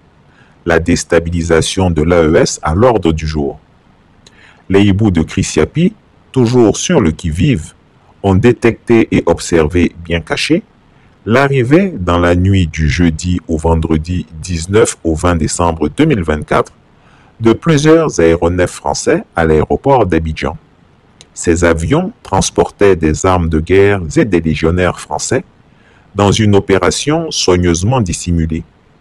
Cette information est indiscutable et soulève des questions sur les véritables intentions de ces militaires français en Côte d'Ivoire. Téné Birahima Ouattara dit la fiole, heureux et tout excité comme un pou, a prétendu et justifié leur présence par la nécessité de sécuriser les festivités de fin d'année. Mais rien n'est plus faux. Cette justification est risible et ne tient pas debout. Depuis quand une nation souveraine, indépendante depuis 1960, a-t-elle besoin de légionnaires étrangers français pour garantir la sécurité de ses fêtes? La vérité est tout autre. Ces légionnaires français profitent de l'effervescence des festivités de fin d'année pour se dissimuler et passer inaperçus. Les fêtes de fin d'année, période où l'attention des citoyens est relâchée et où les autorités locales sont focalisées sur la sécurité intérieure, constituent une couverture idéale. En outre, cette période stratégique permet à ces forces étrangères d'échapper au système de surveillance avancé, notamment les satellites russes et chinois, préoccupés par la sécurité intérieure de leur propre pays. Ces puissances, observant de près les activités militaires dans la région, pourraient facilement détecter des mouvements suspects en temps normal. Mais en cette période festive, les déplacements de troupes et d'équipements, sous couvert de célébration, sont plus difficiles à suivre et à interpréter. Ainsi, ce timing n'est pas une coïncidence, mais une manœuvre délibérée. En réalité, ces légionnaires sont en Côte d'Ivoire, non pas pour assurer la sécurité des Ivoiriens, mais pour préparer des opérations subversives contre l'Alliance des États du Sahel. Cette coalition, en plein essor, incarne une résistance ferme contre les ingérences étrangères et les pratiques néocoloniales. Les récents succès de l'AES irritent les puissances occidentales qui cherchent à fragiliser ces nations en exploitant des bases stratégiques comme la Côte d'Ivoire. Alassane Ouattara, en autorisant ses forces à opérer depuis le sol ivoirien, trahit les aspirations d'indépendance et de souveraineté de son peuple et des peuples africains. Le dictateur des lagunes transforme la Côte d'Ivoire en un pion dans des luttes géopolitiques qui ne concernent pas les Ivoiriens. Cette soumission volontaire expose notre pays à des risques inutiles et contribue à la déstabilisation de la sous-région ouest-africaine. Cela fait plusieurs mois que Krissiapi alerte les nations de l'AES sur ces manœuvres dangereuses. La venue des légionnaires français en pleine période festive n'est qu'une étape supplémentaire dans un plan d'action soigneusement élaboré pour frapper l'AES au cœur. Les Ivoiriens doivent s'interroger. Pourquoi leur pays est-il utilisé comme une plateforme pour des agendas étrangers? Pourquoi leur gouvernement accepte-t-il de compromettre la paix régionale et la sécurité nationale au profit d'intérêts extérieurs? Déclaration du Collège des chefs d'État de la Confédération des États du Sahel, AES. Soucieux de défendre la dignité de leur peuple, de préserver l'intégrité de leur territoire face aux velléités impérialistes et néocolonialistes, leur Excellence, le capitaine Ibrahim Traoré, président du Faso, chef de l'État, le général d'armée Assimi Goïta, président de la transition, chef de l'État du Mali, et le général de brigade Abdraman Tchani, président du Conseil national pour la sauvegarde de la patrie, chef de l'État du Niger, ont créé le 16 septembre 2023 l'Alliance des États du Sahel. Ce nouvel élan décisif, porté par une volonté commune d'accéder à une souveraineté véritable et d'amorcer une réelle dynamique des peuples, s'est renforcé suite au retrait des 3 pays de la communauté économique des États de l'Afrique de l'Ouest CEDEAO le 28 janvier 2024 et la création de la Confédération des États du Sahel AES le 6 juillet 2024. Le Collège des chefs d'État de la Confédération AES constate que, depuis l'adoption de cette nouvelle posture stratégique, portée par des aspirations légitimes à la liberté et la paix, la junte française impérialiste sentant ses intérêts menacés, appuyée par certains chefs d'État de la sous-région, tente désespérément de porter un coup d'arrêt à la dynamique émancipatrice enclenchée par l'AES. En réitérant le caractère irréversible et immédiat du retrait des pays de l'AES de la CEDEAO, dans sa déclaration du 14 décembre 2024, le Collège des chefs d'État de l'AES considère à juste titre la décision de proroger pour 6 mois le retrait du Burkina, du Mali et du Niger de la CEDEAO comme étant une énième tentative qui permettrait à la junte française et à ses supplétifs de planifier et de conduire des actions de déstabilisation contre l'AES. En lieu et place d'une gestion concertée entre l'AES et la CEDEAO des aspects techniques liés au retrait avec effet immédiat, le Collège des chefs d'État a été surpris de cette décision unilatérale de prorogation qui ne saurait lier les pays de l'AES. Le Collège des chefs d'État constate avec regret qu'au sein de la CEDEAO, des manœuvres de déstabilisation sont régulièrement initiées par une poignée de chefs d'État qui imposent leurs desiderata et des agendas étrangers au reste de l'organisation. À l'évidence, ces actions viennent prouver la question sécuritaire à laquelle s'attaquent avec succès les pays de l'AES dans la sous-région et dont le bénéfice profite à toute la région n'est pas une préoccupation réelle pour ces acteurs à la solde d'un maître aux abois. Aussi, le Collège des chefs d'État suit avec une grande attention les manœuvres de tromperie initiées par la junte française, prétextant de fermer ses bases militaires dans certains pays africains pour les remplacer par un dispositif moins visible, mais poursuivant les mêmes velléités néocoloniales. À ces activités s'ajoutent des opérations de réorganisation et de regroupement de groupes terroristes dans le bassin du lac Tchad, le Sahel et dans certaines zones frontalières, à savoir Niger-Nigeria, Niger-Bénin, Niger-Burkina, Bénin-Burkina. Ceux-ci reçoivent de la part d'États étrangers des appuis divers, notamment financiers et des moyens logistiques visant à déstabiliser l'AES. Face à la gravité de ces faits, le Collège des chefs d'État de la Confédération 1. Décide de mettre les forces de défense et de sécurité en état d'alerte maximale. 2. Décide de faire de l'espace confédéral un théâtre unique d'opérations militaires, coexistant avec des théâtres militaires nationaux en cours. 3. Appelle les populations de l'AES à redoubler de vigilance, à dénoncer systématiquement tout fait suspect aux forces de sécurité et à rejeter les propositions d'enrôlement au sein des groupes terroristes. Le Collège des chefs d'État réitère son engagement à poursuivre avec détermination le combat du peuple de l'AES pour sa souveraineté véritable et sa dignité. Fait à Bamako le 22 décembre 2024, signé le général d'armée Assimi Goïta, président de la transition, chef de l'État de la République du Mali, président de la Confédération des États du Sahel, AES. Chris Yapi ne ment pas. Retrouvez Chris Yapi sur ses 2 chaînes YouTube, sa chaîne Rumble, ses comptes TikTok, X, Instagram, VK et Threads.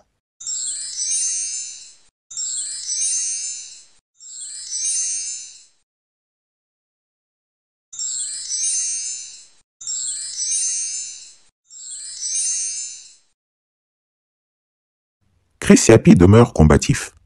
Les barboses cybernétiques d'Alassane Ouattara et d'Emmanuel Macron attaquent les plateformes numériques de Chris Yapi. Résistons et ripostons ensemble. Les services secrets d'Alassane Ouattara et d'Emmanuel Macron, aidés par des barbouzes odieux, ont lancé une série d'attaques lourdes contre mes plateformes sur le net. D'ailleurs, mon ancien compte Twitter, @ChrisYapi4, a lui été bloqué.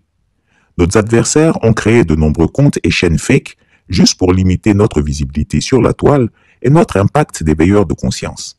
Ma chaîne YouTube principale, la Chris Yapi TV officielle, fait l'objet d'attaques cybernétiques quotidiennes. Alors il est très important de vous assurer d'être sur la chaîne authentique de Chris Yapi en adoptant des réflexes simples. Tout d'abord, le nom de la chaîne, Chris Yapi TV officiel. Ensuite, la validation de la chaîne par YouTube, le petit crochet. Enfin, le nombre élevé d'abonnés, qui en date du 10 décembre 2021 était supérieur à 404 000. Chers auditeurs, il nous faut rester combatifs. Voilà pourquoi Chris Yapi vient de créer une deuxième chaîne YouTube dénommée Chris Yapi TV New, ainsi qu'une chaîne Chris Yapi TV officielle sur Dailymotion pour parer à toute éventualité. Les adresses de toutes mes chaînes sont indiquées dans le descriptif de cette vidéo. Je vous invite à vous y abonner en grand nombre afin d'être toujours informé et de ne rien perdre de mes investigations. Notre but est de disperser l'énergie de l'ennemi et d'atteindre le plus grand nombre d'Africains et amis de notre continent en quête de démocratie et soucieux de la recherche de la vérité. Le combat devenu numérique est intense. En effet, depuis que nous avons annoncé les grands dossiers de Chris Yapi sur les scandales du gouvernement d'Alassane Ouattara, il ne se passe pas de jour sans que nous soyons l'objet d'attaques cybernétiques massives. Le but est de nous faire taire. Pourquoi? Que veulent-ils cacher au peuple? Les dossiers sont déjà au frigo. Barabana, c'est-à-dire le travail est fini. Restez à l'écoute, car bientôt Chris Yapi vous présentera ses nouvelles plateformes numériques. Nous demeurons combatifs. Chris Yapi ne ment pas. Retrouvez Chris Yapi sur son nouveau compte Twitter, ses deux chaînes YouTube, sa chaîne Dailymotion, Instagram et Mediapart.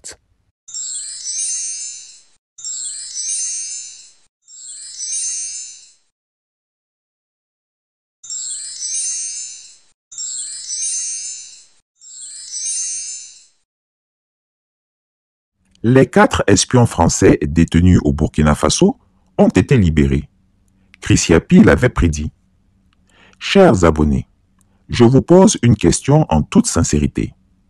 N'ai-je pas été le seul à affirmer ici, contrairement à toute la presse internationale, que la libération des 2 gendarmes ivoiriens n'était pas due à la médiation togolaise, mais plutôt à celle du Maroc? Deuxièmement, n'ai-je pas également déclaré que c'était la France qui était derrière ces démarches? Troisièmement, n'ai-je pas prédit qu'après la libération des 2 gendarmes ivoiriens, ce serait au tour des 4 espions français? Sur tous ces points, ai-je eu tort? Aujourd'hui, un article du journal Le Figaro confirme clairement mes propos. Emmanuel Macron a effectivement appelé le roi du Maroc pour le remercier. Je vous invite à écouter cet article pour en juger par vous-même. Burkina Faso, 4 Français détenus ont été libérés. Selon l'Élysée, Emmanuel Macron s'est entretenu avec le roi du Maroc afin de le remercier de la réussite de la médiation qui a rendu possible la libération de nos 4 compatriotes retenus depuis un an au Burkina Faso. 4 fonctionnaires français accusés d'espionnage et détenus depuis un an au Burkina Faso ont été libérés, a appris jeudi l'AFP auprès de la Direction générale du renseignement extérieur français, DGSE, qui confirmait des informations de la presse marocaine. Le président Emmanuel Macron s'est entretenu hier, mercredi 18 décembre 2024, au téléphone avec Sa Majesté le roi Mohamed VI, roi du Maroc, afin de le remercier chaleureusement de la réussite de la médiation qui a rendu possible la libération de nos 4 compatriotes retenus depuis un an au Burkina Faso, a réagi l'Élysée. Les 4 hommes avaient été interpellés dans la capitale burkinabé le 1er décembre 2023 et étaient présentés par les autorités comme des agents de la DGSE. Une source diplomatique française avait alors indiqué qu'il s'agissait de 4 fonctionnaires, détenteurs de passeports diplomatiques et de visas, mais elle avait rejeté les accusations selon lesquelles ces techniciens auraient été envoyés au Burkina Faso pour d'autres motifs que leur travail de maintenance informatique. Depuis, les autorités françaises étaient restées discrètes sur le sort de ces 4 Français. Les relations entre la France et le Burkina se sont considérablement dégradées depuis l'arrivée au pouvoir en septembre 2022 du capitaine Ibrahim Traoré, par un coup d'État, le 2e en 8 mois. L'ambassade française n'est plus dirigée que par un chargé d'affaires depuis que les autorités burkinabées ont obtenu le départ de l'ambassadeur Luc Alade. En avril, 2 conseillers politiques de l'ambassade ont été déclarés persona non grata pour activité subversive et priés de quitter le pays. Toutefois, les autorités burkinabées doivent rester vigilantes. Lorsque la France décidera de frapper le régime du Burkina Faso, le Maroc ne sera pas là pour les défendre. Rappelons-nous que Mouammar Kadhafi dans un souci d'apaisement, avait financé la campagne électorale de Nicolas Sarkozy. Mais lorsque le moment est venu pour la France de frapper la Libye, personne ne s'est interposé. La France n'oubliera jamais qu'une de ses anciennes colonies a osé arrêter ses citoyens, qui plus est des agents de ses services de renseignement. Elle cherchera tôt ou tard à se venger. Il est évident que les espions français finiraient par être libérés, mais personnellement, j'aurais préféré que ce soit sous les auspices d'un pays fiable, capable de nous apporter de la plus-value. Peut-être la Chine. En tout cas, un pays membre du Conseil de sécurité des Nations Unies, qui, en temps voulu, aurait pu faire usage du droit de veto. Chris Yapi ne ment pas. Retrouvez Chris Yapi sur ses 2 chaînes YouTube, sa chaîne Rumble, ses comptes TikTok, X, Instagram, VK et Threads.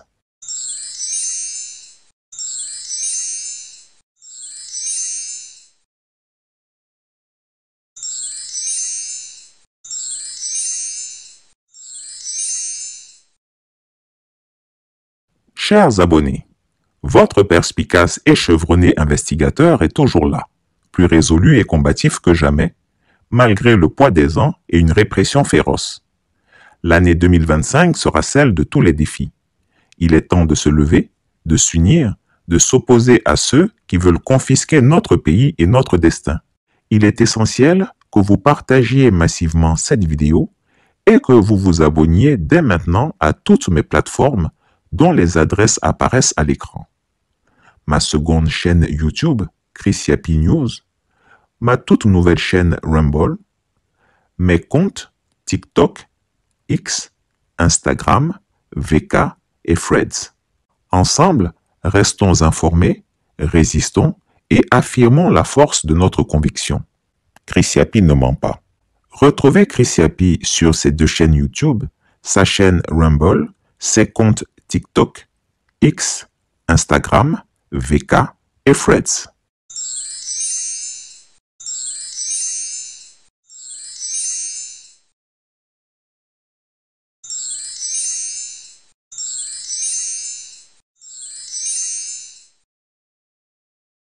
Le régime Ouattara transforme la Côte d'Ivoire en État militarisé, une dictature qui tremble pour sa fin.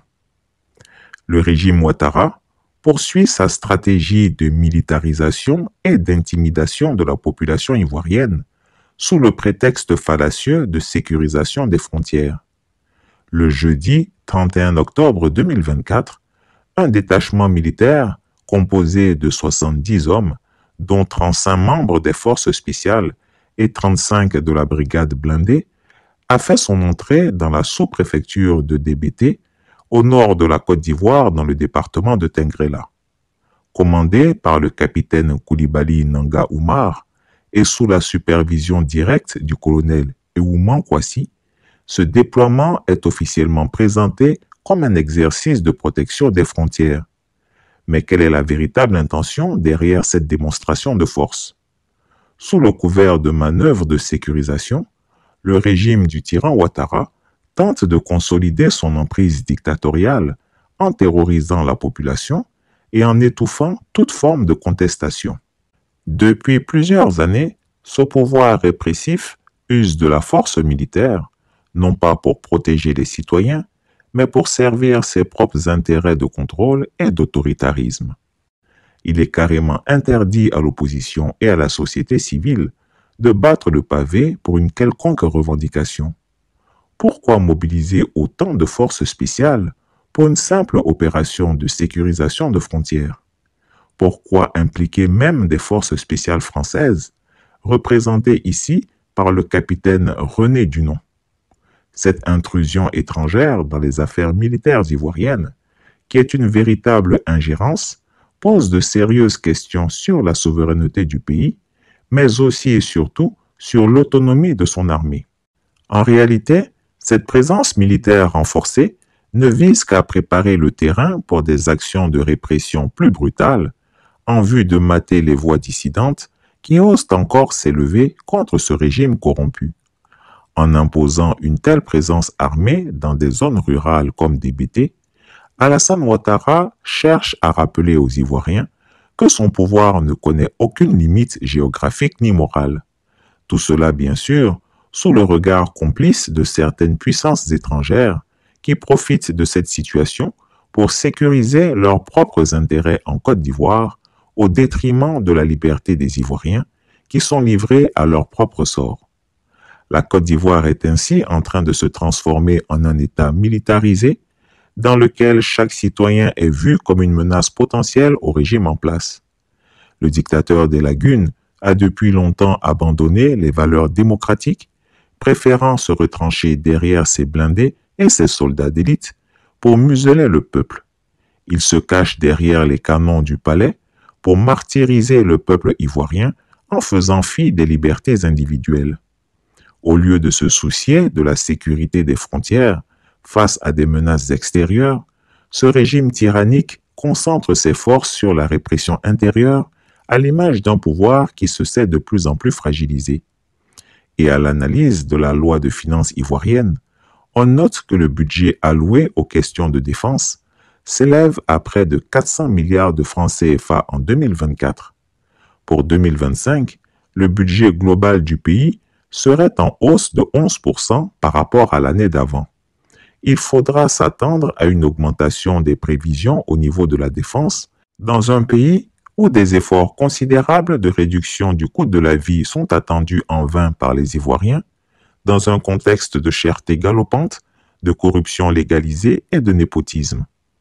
Les opérations militaires annoncées dans cette région, pour une durée de 72 heures, du 1er au 3 novembre 2024, ne sont qu'une façade pour une opération de surveillance et d'intimidation. Il est indécent de présenter ces manœuvres comme un simple exercice, alors que la population de DBT et des alentours est en réalité soumise à une occupation militaire déguisée. La présence des forces spéciales françaises, sous la direction de cadres militaires ivoiriens entièrement acquis à la cause d'Alassane Ouattara, est une preuve accablante que ce régime n'a aucune intention de relâcher son emprise sur le pays. Les Ivoiriens ne sont pas dupes. Ils voient bien derrière ces manœuvres les intentions réelles de ce régime qui s'accroche au pouvoir par la terreur et la militarisation du pays. Mais jusqu'à quand cette politique de terreur pourra-t-elle tenir? Le peuple ivoirien aspire à la liberté, à la justice et à une véritable démocratie. Face à l'injustice, chaque déploiement militaire, chaque démonstration de force ne fait que renforcer la détermination d'un peuple qui n'oublie pas. Alors que les forces spéciales paradent dans des BT et que des soldats étrangers foulent le sol ivoirien, les citoyens ivoiriens, eux, restent vigilants. Ils savent que derrière ces exercices, soi-disant nécessaires à la sécurité, se cache un régime qui tremble, qui sait que son règne de fer touche à sa fin. La Côte d'Ivoire ne pliera pas éternellement sous le joug de cette tyrannie militarisée. L'histoire nous l'a appris. Chaque dictateur a une fin, et le régime Ouattara ne fera pas exception. C'est-à-dire, toi, ta maman a vendu banane braisée, pain condiment, galettes sur le trottoir pour payer tes études. Aujourd'hui, tu sors maire, député, ministre. Toi, tu ordonnes à tes gars de casser table de ces vieilles-là. Toi, ta maman a vendu banane, d'autres m'ont vendu dans les marchés. Sale, sorti à 4 heures pour aller vendre, payer vos fournitures, vous mettre à l'école. Aujourd'hui, vous êtes ministre, député, mais vous ordonnez à vos gars de casser table de ces vieilles-là. La vieille, elle va vivre comment? Elle est une veuve, son mari est décédé. Combien d'enfants? Ces galettes qu'elle vend là. Comme Dieu, il est Dieu, il ne peut pas la laisser là. Petite galette qu'elle vend là. La hand de fourniture sort dedans. Inscription de ses enfants. Le loyer. Tout sort dans le petit couloir que vous voyez là. Vous venez vous y arracher ce couloir. La vieille là doit vivre comment? Quand vous avez besoin d'elle, vous le partez jusqu'à dans les marchés, vous mettez en genoux, étant en costume, avec vos parfums de millions, vous en avez vos souliers, vous mettez à côté de nos mamans là dans les marchés, là, tirez photo, prenez les images pour chercher vos pouvoirs. Et une fois que vous avez le pouvoir, vous prenez ce pouvoir là pour les piétiner. C'est ça là, j'ai dit. Et puis ils disent que non, tapez sa bouche, arrêtez-les, il est comme ça. Est-ce qu'on a besoin d'être joli pour dénoncer ça là? On n'a pas besoin d'être joli ou aller loin à l'école pour expliquer ça là. Ça là, même si quelqu'un te dit pas, toi-même tu sais que ça la malédiction dedans. Ma lutte là, c'est la sécurité sociale pour une prise en charge éventuelle. C'est ma lutte. C'est pas aujourd'hui, ça fait 2 ans, je lutte comme ça, c'est comme ça et suis. Madame Nebio, mais qu'est-ce qui est réservé pour les jeunes qui ont refusé d'aller mourir en Libye, pour les jeunes qui ont décidé de rester au pays et grouiller ici? Qu'est-ce qui est réservé pour ces jeunes-là? Qu'est-ce qui est réservé pour les jeunes vendeurs de autos qui se débrouillent un peu, une voiture, 2 voitures, qui faisaient venir les voitures un peu pour vendre? Aujourd'hui, les taxes sont tellement élevées qu'ils ne peuvent plus le faire. Ils deviennent comment étant au pays? Ils payent les loyers comment? Ils vivent comment? C'est ma question. Grand carrefour de Koumassi, ancien Koumassi, grand carrefour de Makori. Les jeunes qui n'ont pas Koto, qui veulent faire venir les voitures, vendre un peu, payer la scolarité de leurs enfants, payer les loyers, pour pouvoir survivre et se maintenir, pour ne pas aller mourir là. Qu'est-ce qui est réservé pour ces jeunes-là? C'est ma question. Les élèves qui ont passé tout leur temps, toute leur vie à aller à l'école, finir l'école, venir s'asseoir leur diplôme, avec ceux qui ne sont jamais allés à l'école. Et c'est ceux mêmes qui ne sont jamais allés à l'école qui les dépannent souvent. Qu'est-ce qui est réservé pour ces élèves-là avec leur diplôme? Ils doivent mourir de faim avec leur diplôme. C'est ma question. Chrissiapi ne ment pas. Retrouvez Chrissiapi sur ses 2 chaînes YouTube, sa chaîne Dailymotion, Instagram et VK.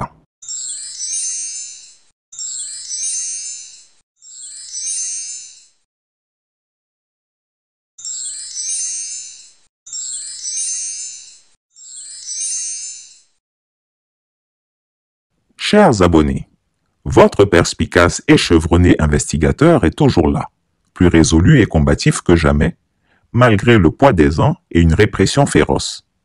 L'année 2025 sera celle de tous les défis. Il est temps de se lever, de s'unir, de s'opposer à ceux qui veulent confisquer notre pays et notre destin. Il est essentiel que vous partagiez massivement cette vidéo et que vous vous abonniez dès maintenant à toutes mes plateformes dont les adresses apparaissent à l'écran. Ma seconde chaîne YouTube, Chrissiapi News, ma toute nouvelle chaîne Rumble, mes comptes TikTok, X, Instagram, VK et Threads. Ensemble, restons informés, résistons et affirmons la force de notre conviction. Chrissiapi ne ment pas.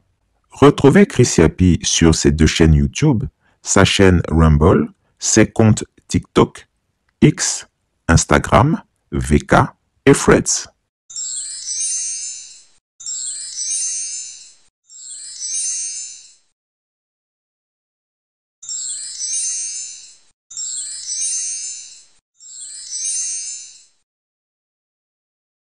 Chrissiapi demeure combatif.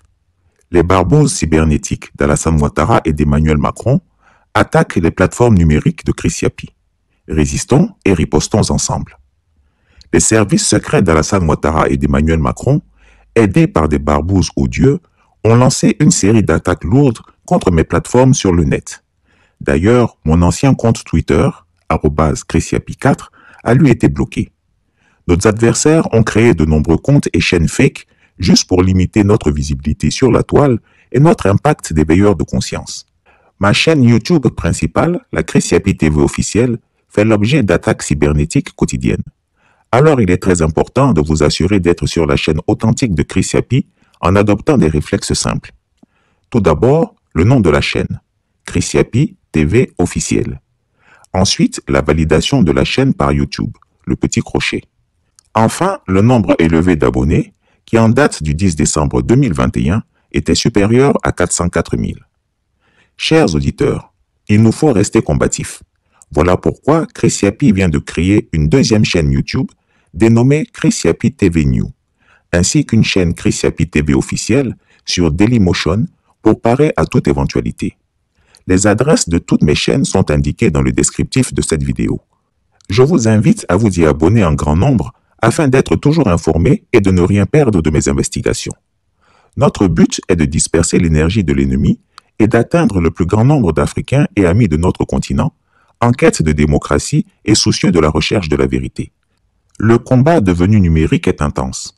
En effet, depuis que nous avons annoncé les grands dossiers de Chrissiapi sur les scandales du gouvernement d'Alassane Ouattara, Il ne se passe pas de jour sans que nous soyons l'objet d'attaques cybernétiques massives. Le but est de nous faire taire. Pourquoi? Que veulent-ils cacher au peuple? Les dossiers sont déjà au frigo. Barabana, c'est-à-dire le travail est fini. Restez à l'écoute, car bientôt Chris Yapi vous présentera ses nouvelles plateformes numériques. Nous demeurons combatifs. Chris Yapi ne ment pas. Retrouvez Chris Yapi sur son nouveau compte Twitter, ses 2 chaînes YouTube, sa chaîne Dailymotion, Instagram et Mediapart.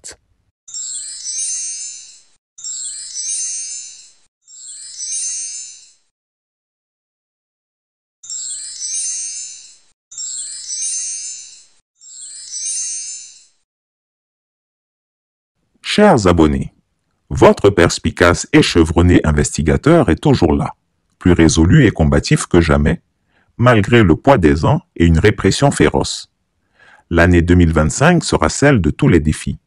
Il est temps de se lever, de s'unir, de s'opposer à ceux qui veulent confisquer notre pays et notre destin. Il est essentiel que vous partagiez massivement cette vidéo et que vous vous abonniez dès maintenant à toutes mes plateformes dont les adresses apparaissent à l'écran. Ma seconde chaîne YouTube, Chris Yapi News, ma toute nouvelle chaîne Rumble, mes comptes TikTok, X, Instagram, VK et Threads. Ensemble, restons informés, résistons et affirmons la force de notre conviction. Chris Yapi ne ment pas. Retrouvez Chris Yapi sur ses 2 chaînes YouTube, sa chaîne Rumble, ses comptes TikTok, X, Instagram, VK et Threads.